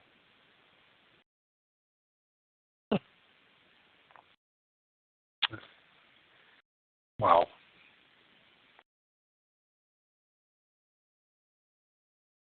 Our politicians in the federal government of the United States are following Alice Bailey's plan. To the letter. To the letter. It's amazing. Oh man, it's terrible. It's like that. A little footnote. Today they introduced transcendental meditation in schools, which takes children to altered states of consciousness to meet with demons and spirit guides, or called the New Age. Right, become demon possessed. That's what it's all about. Yep. That's what it's all about. Okay, speaking about the second commandment, reduce parental authority over the children, she said, break the communication between parent and child. Why? So that parents do not pass on their Christian traditions to their children, liberate children from the bondage of their parent traditions. How? A. Promote excessive child rights. 1997 to 1998, in 1998, South Africa introduced child rights legislation, UNICEF Charter. Today, a child is able to say to parent, I don't want to hear that, I don't want to do that, what you are telling me. Teachers cannot talk to children. Children step up and say, I have my rights, you cannot talk to me like that. Well, very good point. That's A. Point B. Abolish corporal punishment. This has been made law.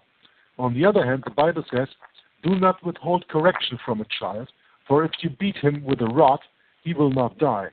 You shall beat him with a rod and deliver his soul from hell. Proverbs 23, verses 13 and 14. And that, by the way, is what I meant earlier in this conversation when I said sometimes a child has to be disciplined with a slap, or in this like in the Bible it is said with a rod. Do not withhold correction from a child, for if you beat him with a rod, he will not die. That's right. Of course, some people do not know their boundaries, but that's not the problem. That's something else I have to deal with it. Little footnote here. Jesus said on the last days wickedness will increase. There will be rebellion and children will not obey their parents. It is not a trend. It is organized. People, Jesus knew 2,000 years ago where we are heading today. Do you need any more proof that he was God in the flesh? Right? I agree with you, my friend. Okay, but there's still a third point here. Teachers are the agents of implementation. From workshops, teachers tell children, your parent has no right to force you to pray, to read the Bible. You are yourself. You have a right of your own. You need to discover yourself. Self-expression, self-realization, self-fulfillment are all buzzwords. In the West, when the child is 7 years old, the teachers begin to say to the child, quote, you have a right to choose whether you want to follow the faith of your parents or not. Parents are not allowed to enforce their faith upon you, end quote. Question is, what type of decision can a 7-year-old make? Absolutely. Yep. I have a few friends of mine who are teachers, and I despise them for the work that they do, and they would never go and listen to me when I talk to them about something like this. They don't even get the influence that they have on the children, In the West, when a child is 7 years old, the teacher begins to tell the child this and this. See, this is all indoctrination. Yeah? And that's what happens to children when they go to school. They are not educated, they are indoctrinated. Well, there's also, when we look at indoctrination, we all are indoctrinated one way or the other. So what do you want your child to be indoctrinated into? The truth or a bunch of men's lies and philosophies of men? That's what it comes down to. Now, I didn't have that. Although I was raised a Mormon, I think maybe 2 or 3 times in my whole life, as a child growing up, did we ever even read the Bible. And Mormons are an awful lot like Roman Catholics. We're not really encouraged to read the Bible, although we have the Bible, we read the Book of Mormon. So, and in that case, we're not like the Muslims or the Islam. So yeah, looking back now, what I know now, my life experience, what I know from readings and education and all that is how important the Bible is to give to your son. It's actually not something that represses them and keeps them to have the opportunity to make a choice. It finally gives them an opportunity to make the right choice. And the world will not offer that to them. Agree. I agree. Absolutely. Okay, going on. The third commandment was destroy the Judeo-Christian family structure, or the traditional Christian family structure. Why? It is oppressive, and that the family is the core of the nation. If you break the family, you break the nation. Liberate the people from the confines of this structure. How? A. Promote sexual promiscuity. Free young people to the concept of premarital sex. Let them have free sex. Lift it so high that the joy of enjoying it, sex, is the highest joy in life. Fantasize it, that everybody will feel proud to be seen to be sexually active, even those outside of marriage. This is contrary to the word of God, which says, quote, but fornication and all uncleanness and covetousness, let it not even be named among you, as it is fitting for saints. For this you know, that no fornicator, unclean person, nor covetous man who is an idolater has any inheritance in the kingdom of Christ and God. From Ephesians 5, verse 3 to 5. And point B, how to do that second idea, use advertising industry, media, TV, magazines, film industry to promote sexual enjoyment as the highest pleasure in humanity. Have they succeeded? Have they done it? If you want to see whether they have succeeded or not, go to the advertising industry. It does everything to catch your attention, and today almost no advert comes without a sexual connotation. I just have to stop you reading this because, I have never heard that. But you remember when an hour ago I was saying exactly this about advertisements and all that stuff? Uh-huh. I haven't read this text before, so really.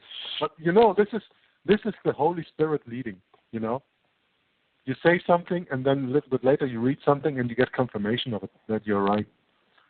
Praise the Lord. Yeah. Even when they advertise ice cream, they must show they must show you a thigh of a woman in a bikini. They must do something to set off a trail of thoughts. They will show you more thighs than ice cream. Why? Because that is what must be in the minds of the people. Absolutely.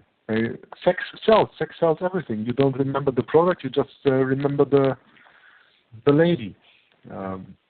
The sex on there. Yeah, you want to say something, Michael? Well, you remember the airbrushed, computer-enhanced lady. It looks perfect. Perfect for your lustful eyes, but one more delusion. Yeah. One more layer of it, An idolization of women. Putting them up as the goddesses, little goddesses that we should worship and bend over backwards and serve first before God himself. And then it leads into, what does it lead into? It leads into the destruction of the family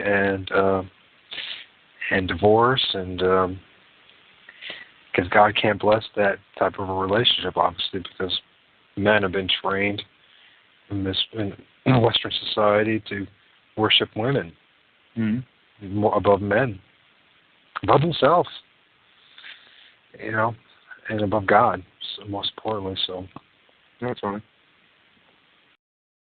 Replace God with everything that you have at your hand. Mm-hmm. Right. So it's a shame. It's quite sad. I mean, I'm not saying that it's not. We shouldn't. If you have a woman in your life and not to value her and treat her with respect and love her, but to put her above God, which is what most men are doing. God can't sanctify your relationship, and gentlemen, you'll end up with a broken family because of that. So.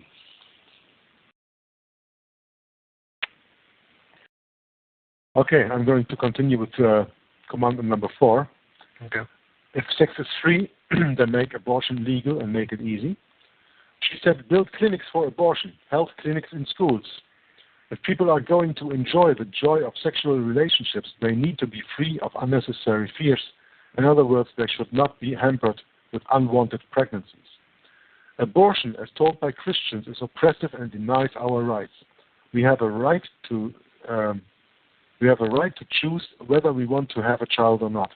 If a woman does not want the pregnancy, she should have the freedom to get rid of that pregnancy painless and as easy as possible. Today, it is not accessible, it is forced. Today, abortion is a strategy to curb population control together with the use of condoms and pills. I mean, you also have to think about this when Mrs. Bailey wrote this stuff. That was somewhere in the 20s of last century. That's already some time ago. So when you look at where we are living now, and when you read this point, it's just exactly the same point that I wanted to make about the Protocols of the Learned Elders of Zion. That is a paper that appeared, I think, about 1880 for the first time, or 1890, something like that, at the end of the 19th century, when I'm not mistaken. It surfaced first. And when you read that, what they are planning in there, and then you see where we are right now, where we are today, then there's absolutely no no doubt that they have reached their goals, right? Well, they're implementing them. I think they still want to reduce a whole bunch of the population, as you and I know, but they got most of the systems in place to do that, so it's just now going about it. But, the interesting thing is, they want to get rid of us, the profane, the goyim, the useless eaters. And when you realize what that really means is, and if you look at the world, you look at the globe, and you put all the human beings into a geographical area, it would cover about the size of they say, like northern Florida, or South Africa, a region like that, the country I'm talking about. Mm-hmm. That means that obviously we look at now at the globe again, we realize that the globe is not overpopulated at all. But because they pack us into places like cities and the way they design things, it gives us the illusion that there's too many people.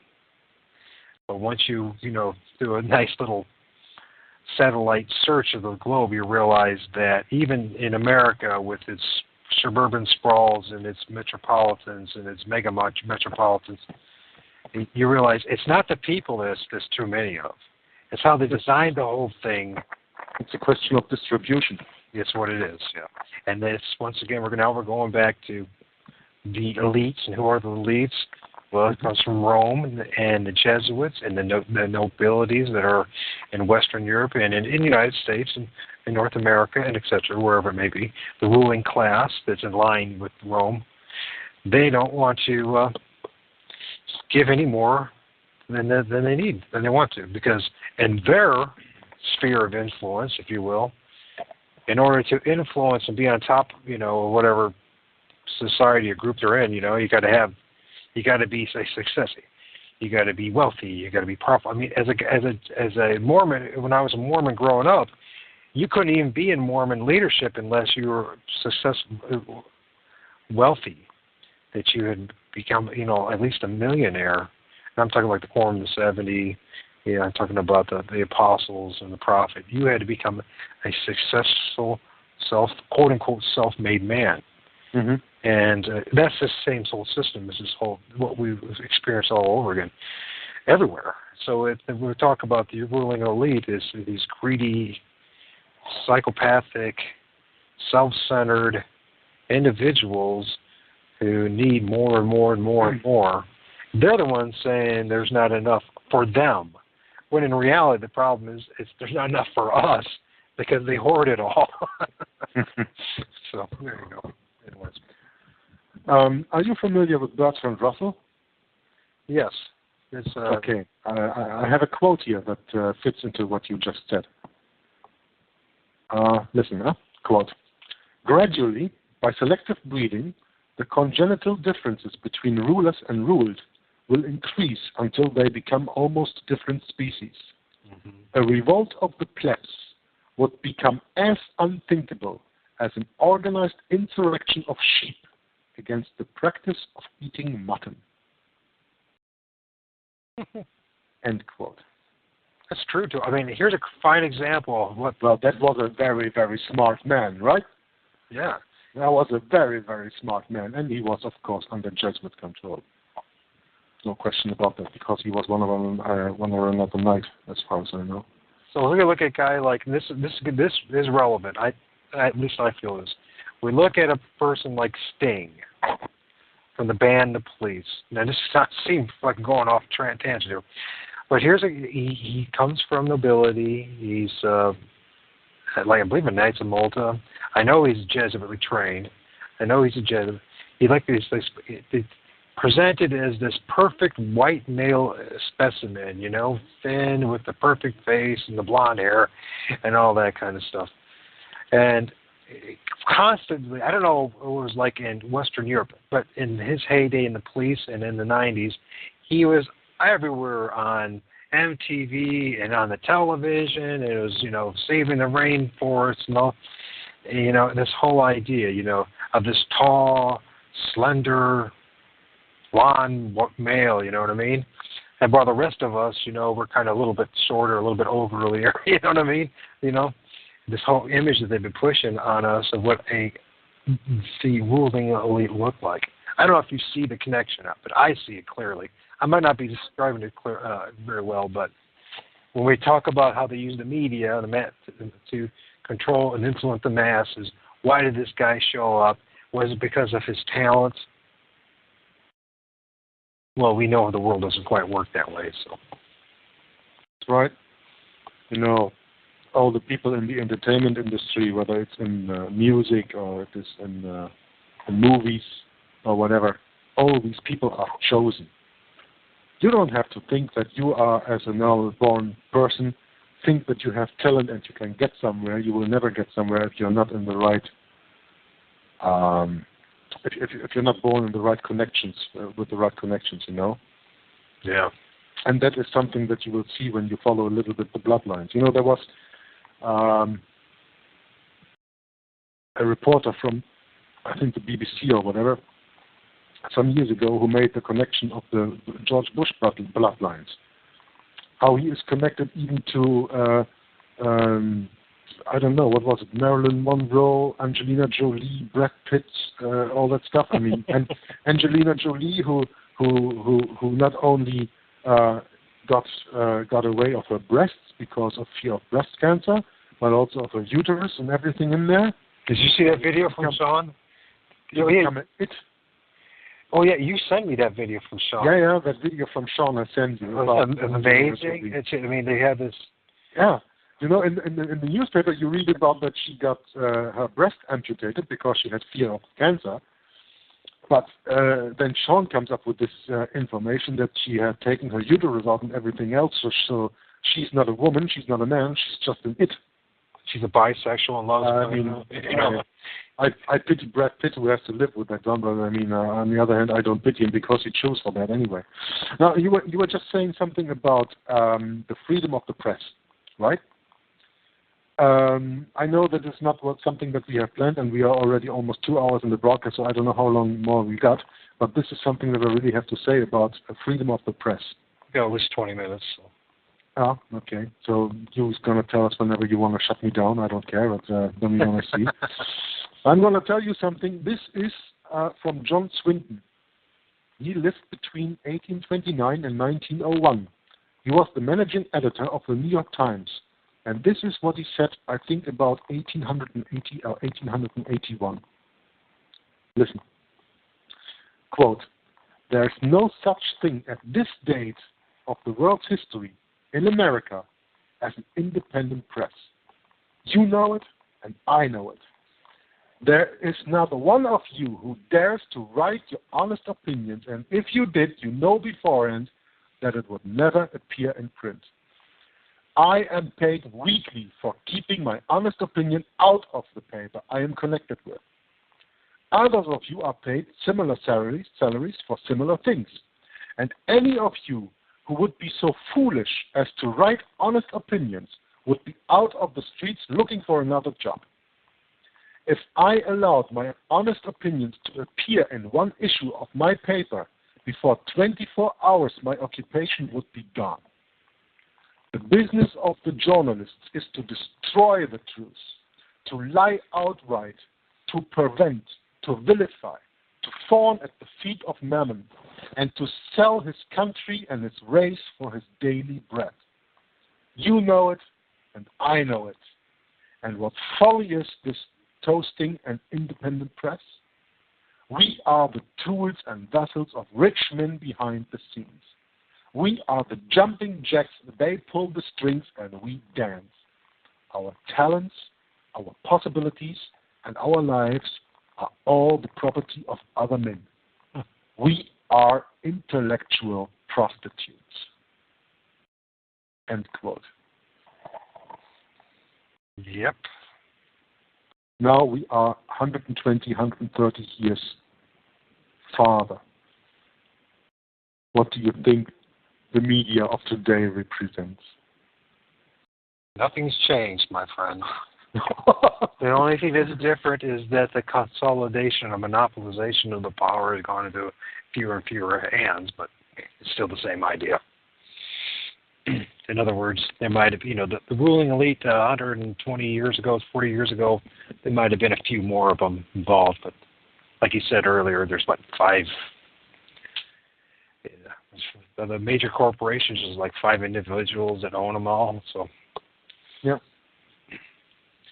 The freedom of the press is the freedom of 200 rich people to state their opinion. Well, something and by the way, in Germany some years ago. The funny thing is too, though. Now, thinking back to we've got the Jesuits in Roman Catholicism, their freedom is restricted too,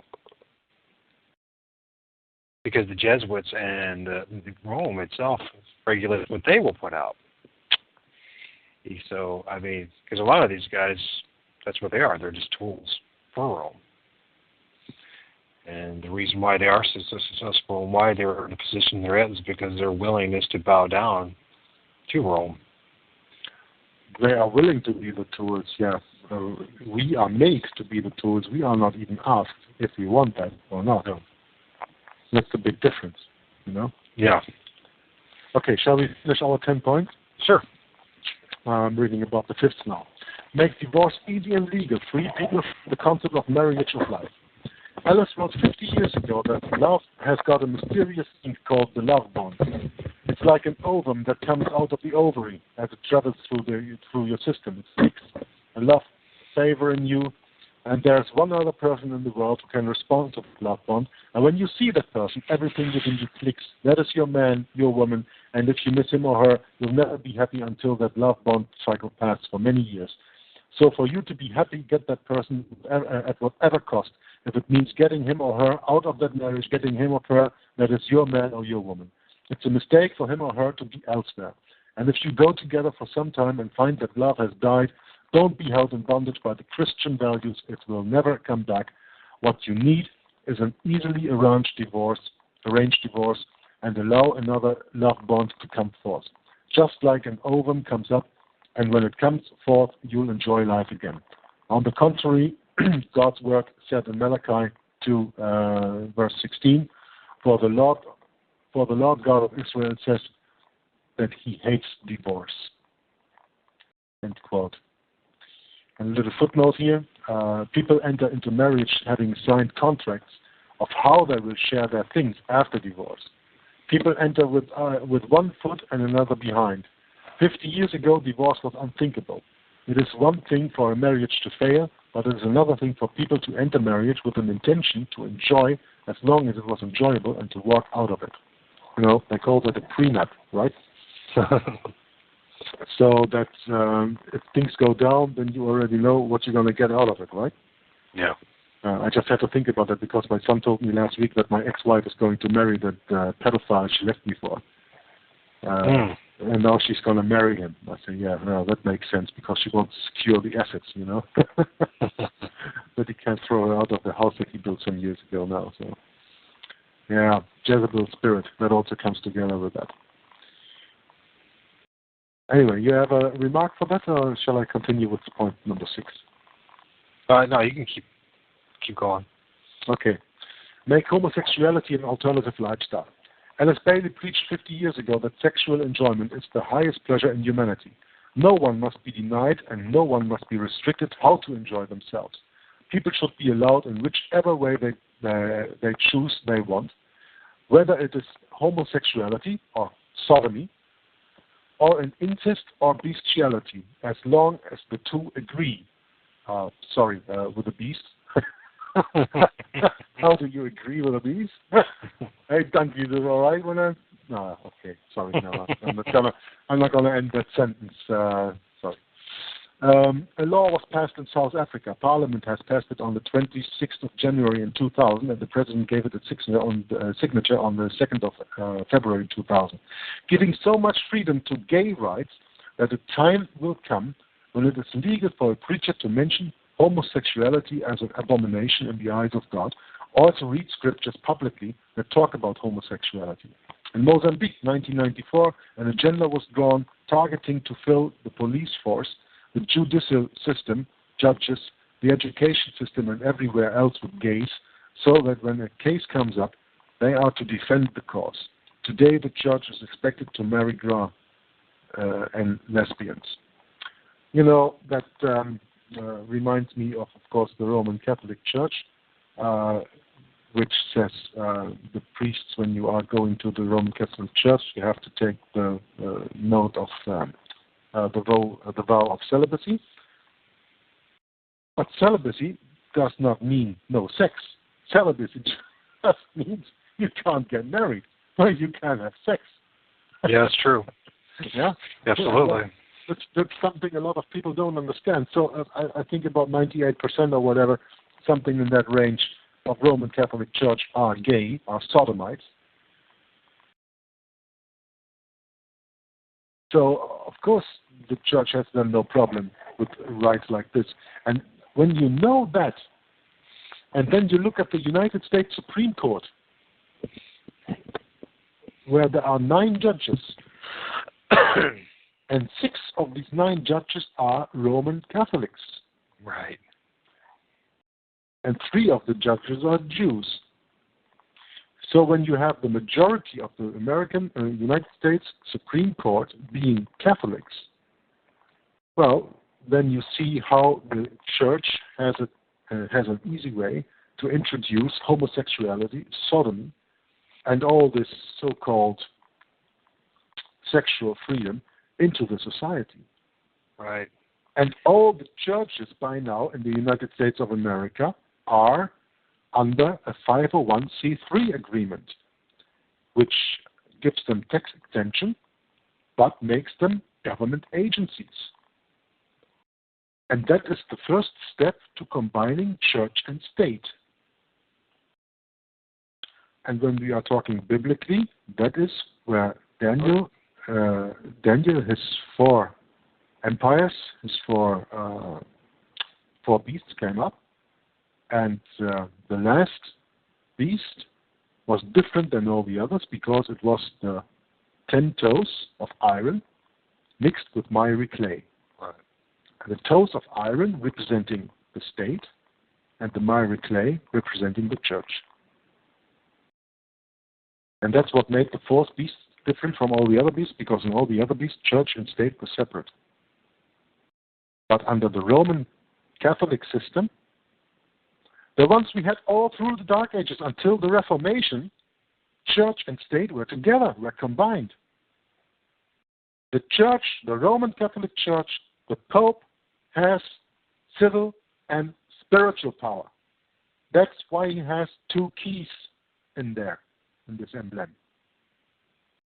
The keys to the spiritual world and to the civil world. Right. Or as he also says, the keys to heaven and the keys to hell.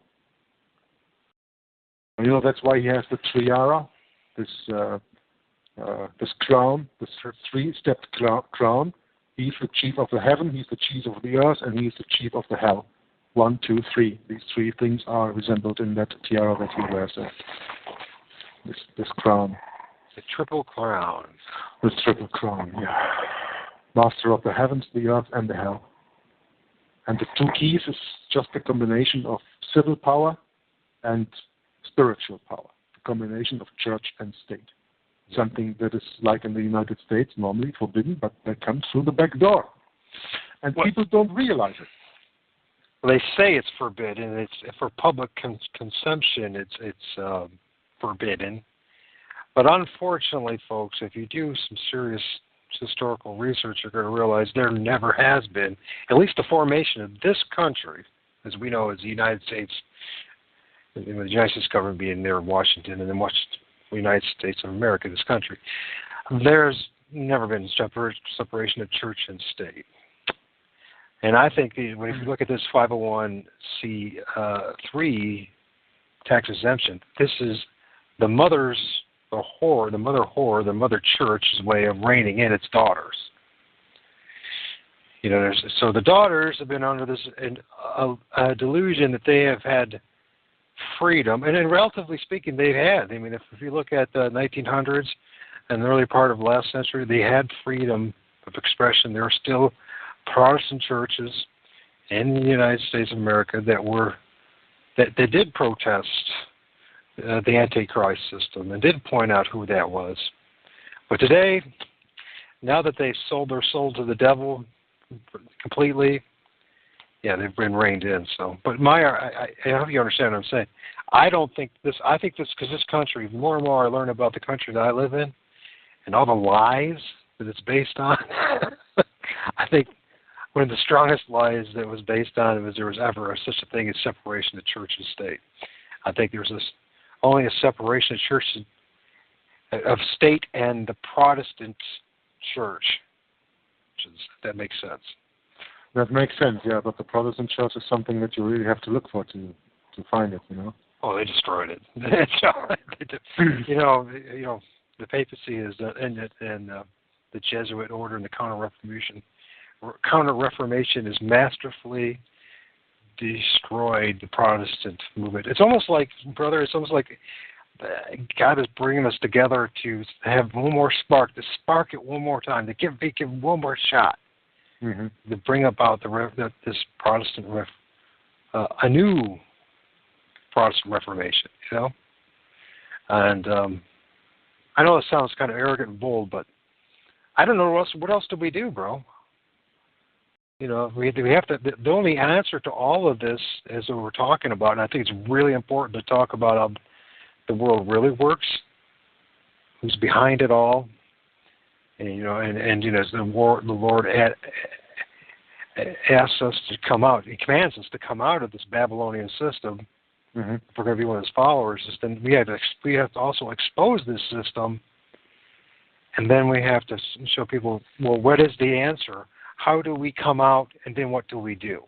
Yeah, by reading these 10 rules of Alice Bailey and analyzing them as we are doing here, I think will give a lot of people an idea to think about how they watch the world up to now, and see that there are really organizations, like here in this case you have Lucis Trust working together and in an order of the United Nations, right, which is not some small organization, huh? That they see that this is all it is all done on purpose. People often form their opinion on the things that they know. What do they know? They know the things they inform themselves about. Where do they inform themselves about? In the media.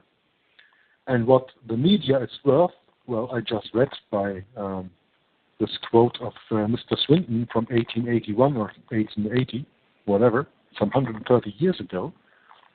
And when you know what the media then were like, then you can absolutely agree with me that they won't be any better today, meaning less controlling, meaning less lying today than they have been 130 years ago. No. Because we see a more and more concentration of ownership in the media. And I think all around the world there's maybe, 30, 40, 50 people owning all the media with influence. I don't know, I don't talk about the alternative media. But that is just a very small portion because, let's be honest, 90-95% of the people inform themselves just from the mainstream media, whether it's in the television, it's in the newspapers, or it's on the internet, even using the same mainstream sources than they do outside of the computer when they don't use the computer. So people form their opinions and their knowledge, if you can call it that, by the information that is given to them. But if this information is wrong, then also their opinion is wrong. And that is something people don't want to see. And I hope that this broadcast helped a little bit by going over these 10 points and making people see, well, look back, talk to your family, talk to your grandmother, talk to your mother, talk to friends who are a little bit of age, and compare how was life in their time and how is life in this time. It is not only because that we have now computers that run this fast and cars that go this fast and don't consume that much gasoline anymore or whatever, that we have really progressed. You know? Yes. That is the kind of progress that they tell us, because not today everybody has a cell phone and you are always reachable everywhere and everywhere you want to be. Well, I'm a salesman for more than 20 years, and when I started sales, there were no cell phones, and I could do my job. So who says I can't do my job today without a cell phone? Society is pushing me into using that, but I don't need it. Yes. I have a cell phone. I pay €8 a month. That's about $11. Federal Reserve notes that I pay for that. And with that, I can send 100 text messages, and I can call for an hour and a half. And as far as I know, I never used even more than half an hour, because I know this stuff is bad to hold to my ear, gives me brain cancer and everything. I try not to use it. So I have the number, so I can be reached by my clients and everything, but I'm not addicted to it. But today, these telephones are made to be addicted to, because you can always stay online, and that's why they have the things like Facebook and all these other social media, that you're always connected, that you always know what everybody does, and that you're always out there in the open, and you have no privacy anymore, and you have this promiscuity with all the sex in advertisements and in the movies and all this stuff, and you talk about that with your friends. And the problem is that you can only have an opinion and make yourself a picture of how the world really is on the basis of what you study. And when you study the wrong things, then you will also have a wrong picture of the world. This is true. And we live in a day and age where a man now has to spend an exorbitant amount of time to find out where is the correct study to follow. And because we've been conditioned and trained to follow the authority or the person in front of us, standing behind the podium or whatever. Mm-hmm. And because they have some initials in front or behind their name, therefore they must be an expert. Well, they are an expert in what they know, but do they actually know the truth? That is the question, and one of the things that most of us have been denied is the ability and the opportunity to develop the skills of asking the proper questions and challenging what we hear.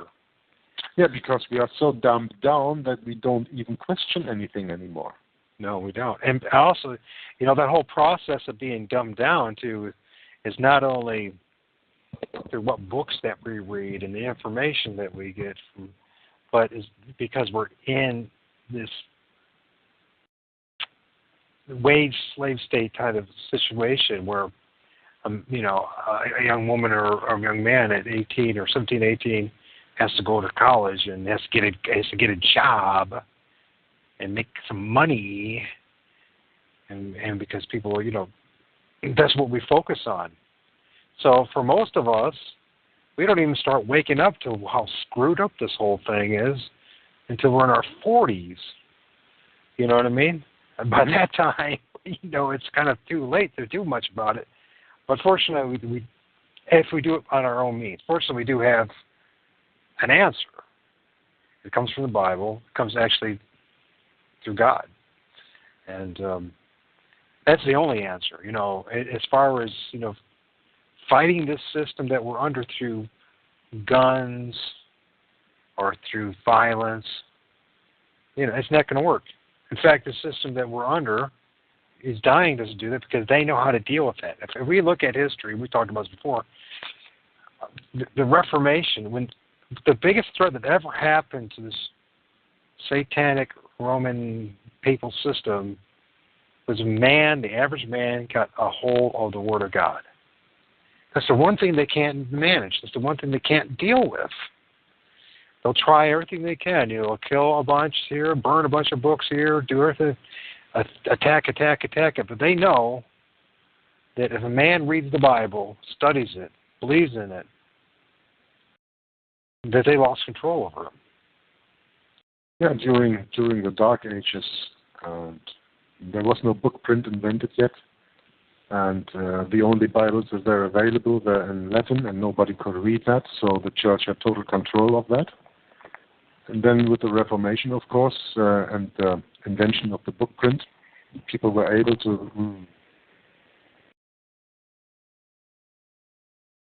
Hello? You there? Still recording? Yeah, you just dropped off a little bit there. Oh. We probably should wrap it up a little bit anyways. We've been doing this now for a couple of hours. I'm sorry, but I hope you didn't find it was a waste of time. I was going back and forth because you didn't get everything you wanted to get done. I think you dumped a ton of information on folks. Anybody who listens to this show, I mean, from Edward Bernays to the Jesuits to Satan's Ten Commandments to Alice Bailey to yeah, okay. I mean, we can wrap it up, but I just. It was a great show. That's what I'm trying to get at. It was it was actually a great show. So I love it today. So it was fantastic. I just have to say then let me finish this 10 points and finish with a little word of that, and then we can go in the next show. We can go into the backgrounds of who Lucis Trust really is, and the spiritual foundation of the United Nations, which are all things that are behind here, and I have articles over, and that would be very interesting to read about. But let's just finish this last few points here. Absolutely. I was at point 7, all right? Sorry. So how? Debase art, make it run mad. How? Promote new forms of art which will corrupt and defile the imagination of people. Because art is the language of the spirit, that which is inside. You can bring out in painting, music, drama, etc. Look at the quality of the music that is coming out, the films out of Hollywood. End of quote. So yeah, when you look at today's so-called music, Lady Gaga, Kesha, all these girls, I don't know all their names, I don't follow that stuff, but you see these, and then you watch these Hollywood movies and everything. Like Hollywood, just a fine example. You had these superheroes like Superman, Batman, Spider-Man for years, And when you start watching this, the last years, what happened? Batman turned into the Dark Knight. Yep. Spider-Man also took a very strong curve to the dark side, I think. I haven't seen anything behind the second part, but I think he also went to the dark side. And then you have all these other superheroes like Wolverine and I don't know, which is all getting satanic and bad. Where when you look 50 years ago, Superman flying through the air and then saving everybody, well, there was quite a nice guy, and everybody wanted to identify with that. And today they all term that bad. And look at the music, look at the text that they are using, look at the meaning that is behind that, look at the expressions, look at the signs. I mean, look at Madonna at the Super Bowl 2 years ago, the thing that she performed there. And Madonna, what a name, of course, and she is the queen of the Illuminati and of the music industry, and they love her. So really, just a little advice from us to you, dear listener, when you are still, I hope, with us, to check out these things and to prove the statements that are made in there, to prove that is that biblical or is that not biblical. You can say, oh, of course it's not biblical. What has the Bible to do with that? That's been written 2,000 years ago. How can that be up to date? Well, it is very up to date because, like some time before, we said, okay, Jesus saw 2,000 years ago this thing coming. He mentioned it already, and I was reading the quote there. I don't find it anymore right now, but you probably remember, or otherwise you go 20 minutes back to our broadcasting. Okay, now point 8. Use media to promote and change mindset. Alice Bailey said the greatest channel you need to use to change human attitude is media. Use the press, the radio, television, cinema. You can tell today how successful they have been in implementing the plan over 50 years via media, as well as advertising agencies, billboards, magazines. Who controls media? Well, New Age does. So much money is pumped into media and advertising, spreading of pornographic material and other sources. Sex outside of marriage is thrown on your face 80 to 90 times than sex in marriage. Promiscuity is being promoted as natural. You watch gay sex on television in homes where children's minds are being neutralized to sensitivity to these things. And you wonder why newspapers, televisions, etc. do not record anything about Christian activities? Unless it's something that mocks it. So it's something that's absurd, then they'll do that. Now, okay, we're coming to point 9, create an interfaith movement. Alice Bailey wrote, promote other faiths to be at par with Christianity and break this thing about Christianity as being the only way to heaven.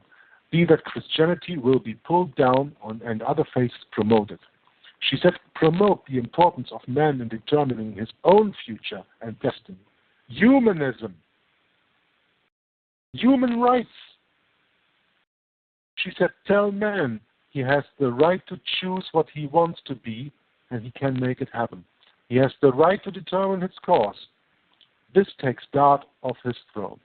We have seen in South Africa hosting a meeting of the interfaith movement in Cape Town led by Dalai Lama. Yeah.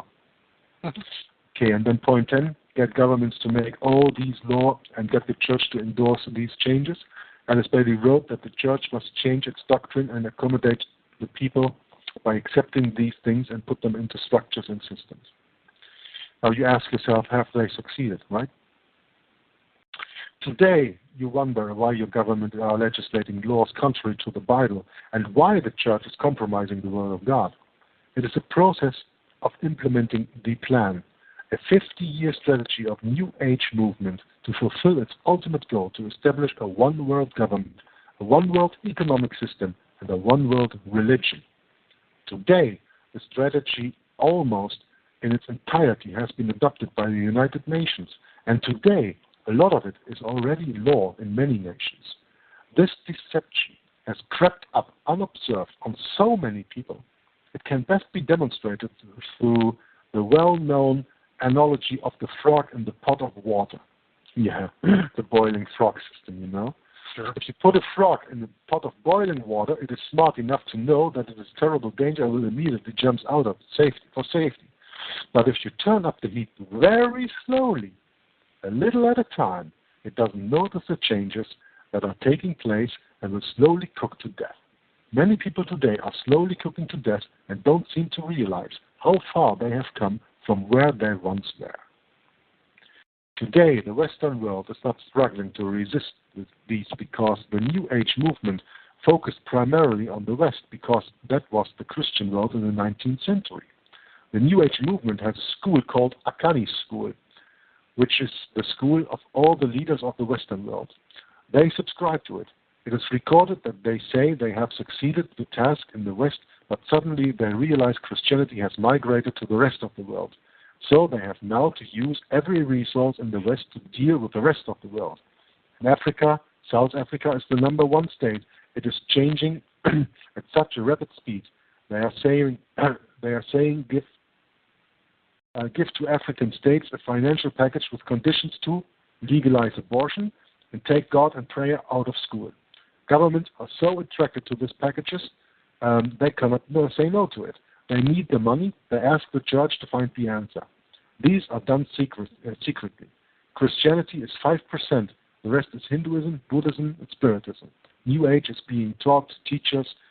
They are being taught to teach this in schools. It's interesting to note that Blavatsky, Debasing, and Alice Bailey were well known from Masonic leaders of the day. Elder Pike referred to Freemasonry as the custodian or special guardian of these occult secrets and revealed the hidden agenda of his institution, the forming of a Luciferic one-world government. A final thought on what we should consider. Take a good look at the world around you today and think about how things have changed since May 2010 and refer back to then to the opening statement of this blog and how unbeknown to us, to so many of us, we are being consumed by a most malevolent hidden virus. Remember what Paul Warburg said? We will have a world government, whether you like it or not. The only question is whether that government will be achieved by conquest or consent.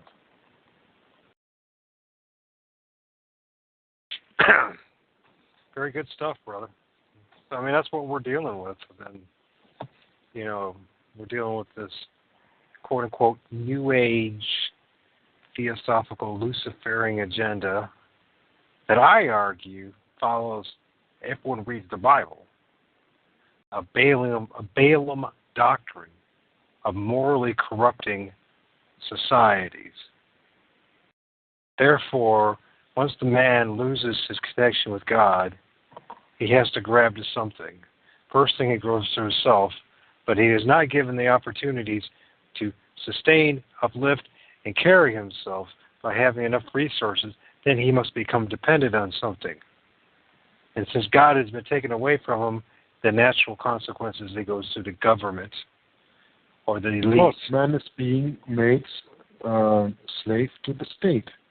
That's why they break up the family. When they don't have the family to turn to, they have the state to turn to. Right. And then what happens is, now we go back to the doctrine of the Nicolaitane, and we look at religion and the spiritual side of things, the spiritual authority, and how we know that the dragon gave its power to this system, understanding really what the Vatican City really is, who really runs that. They allowed the Balaam system to corrupt a society. Once it becomes so corrupt it can no longer maintain and defend itself, then they come in and take over. And you'll see this over and over again in history, over and over again, over and over again. And this is what they do. They tear down societies, morally debase them to a point that they're hopeless. And then, you know, through war and violence and destruction of the infrastructure and everything, then they come in as the saviors and, you know, take it over. It's funny how they use each other. And so it's always this constant thing, you know, is it the New Agers that are taking over? Is it Rome that's taking over? Is it the Jesuits? Well, they're all in cahoots together.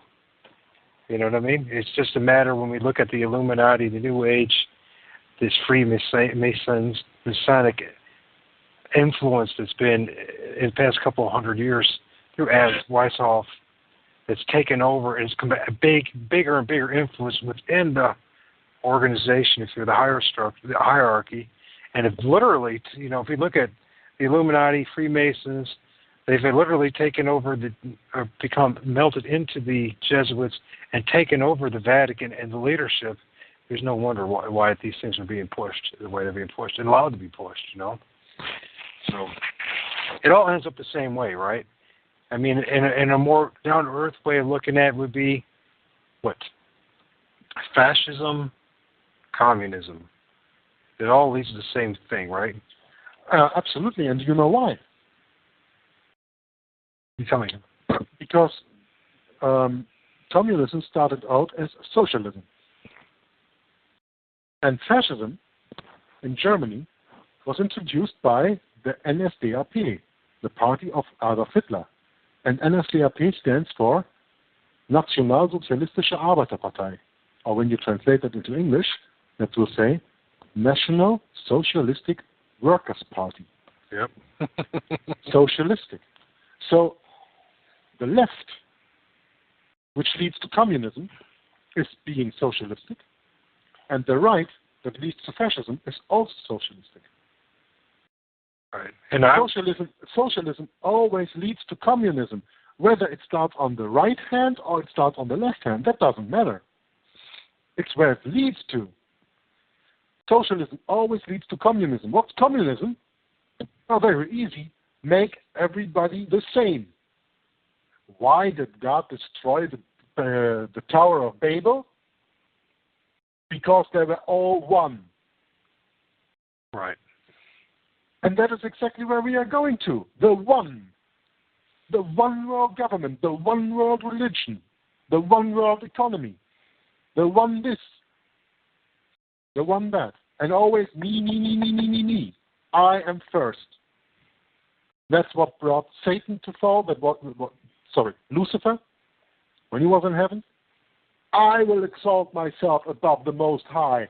I will be like the Most High. I will be like this. Me, I. That was the beginning of the fall. And that is what Satan since then introduced into the people. Mm-hmm.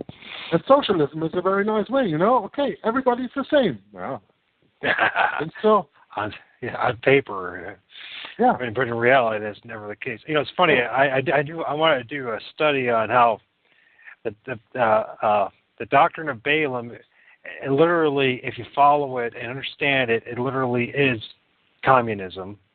And if you look at the doctrine of the Nicolaitans, you'll literally figure out that is literally fascism and how they implement themselves. And there's literally nothing new under the sun. It's just the terminology is different a little today.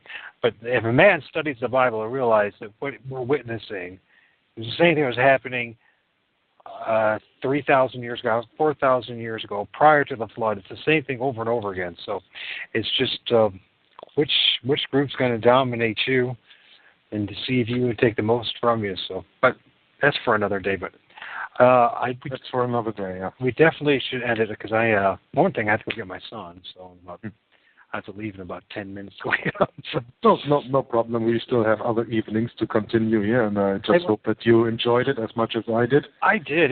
Brother, it's so hard to find like-minded folks that understand enough about what's going on, understand what the solution is. So I feel really blessed that you showed up in my life, and the Lord has given us this opportunity to have these conversations. I really think that they're good for me. I believe they're good for both of us, and I believe they'll be good for those who listened now and into the future and understanding what it really means to be a Christian, and how actually really interesting it is to follow in Christ. And it is nothing like what they show us on television and mostly on the internet, and what you've experienced on a Sunday morning. It's much more fascinating, much more rewarding, much more interesting. Absolutely. And so we're just, we got together. Believe it or not, folks, you just listened to the congregation to get together having church. Believe it or not. And hopefully they get a chance to hear more and more of them, and we get a chance to do more and more of that. So I would, but God bless you, Brandon. Thank you. Thank you for the hard work. Thank you for the research you've been doing for this show and prior to get you to this point to share the information that you're sharing, because it's really important, and I just hope it reaches. This whole idea that is not only to edify ourselves and to support each other but to edify others, and to hopefully if we can be just. If I have one person come to the Lord, just one person, we've done our job. That's all that matters. And I will keep on saying that because that's the motive of this, why I put this together, why we're doing this, is even if it takes 2,000 shows in order for that one person to come to the Lord, it is worth doing it. Absolutely, I agree. And you named your show Nothing But the Truth, and Jesus said, "I am the way, the truth, and the life. And nobody comes to the Father but by me." So, nothing but the truth on this show. And Jesus is the truth, and that is what you have to accept when you are new here. It is not the opinion that counts, it is the truth that counts. And the truth is Jesus Christ, whether you like it or not. What's that quote you always say again? The truth is no respecter or something? Truth is independent of opinion, right, by its very definition. That is a quote that comes from, I think, Walt introduced me to that guy. I don't know the name anymore. He died some years ago of cancer. He did a lot of lectures on Mark Woodman. Mark Woodman, yeah, right. He said that truth is independent of opinion by its very definition. Truth is intolerant of error, every aspect petitioning the conscience for acknowledgement. The individual, however, holds the key to admission or rejection. And that is the shame that most people do and that they do not understand. They reject the truth because they don't like the truth. It is more convenient to live a lie than to turn to the truth and to have to give in. And I think with this we should close our broadcast today. Yes. So I thank you very much, Michael, for the invitation and the chance to spread the word here on TalkShoe. hopefully, and I hope that our listeners were still listening and will come in and give us some feedback, because I enjoyed myself. Yeah, we had a couple folks show up, so at least 4 or 5, maybe 6. Yeah, so hopefully next week we can do it again, York. Thank you for those who have listened or who stuck around, and God bless you. And I hope everybody has a great rest of the week, and that everyone comes closer to the Lord and comes closer to truth. And with that, I'm going to say goodbye. Talk to you later, my friend. Goodbye.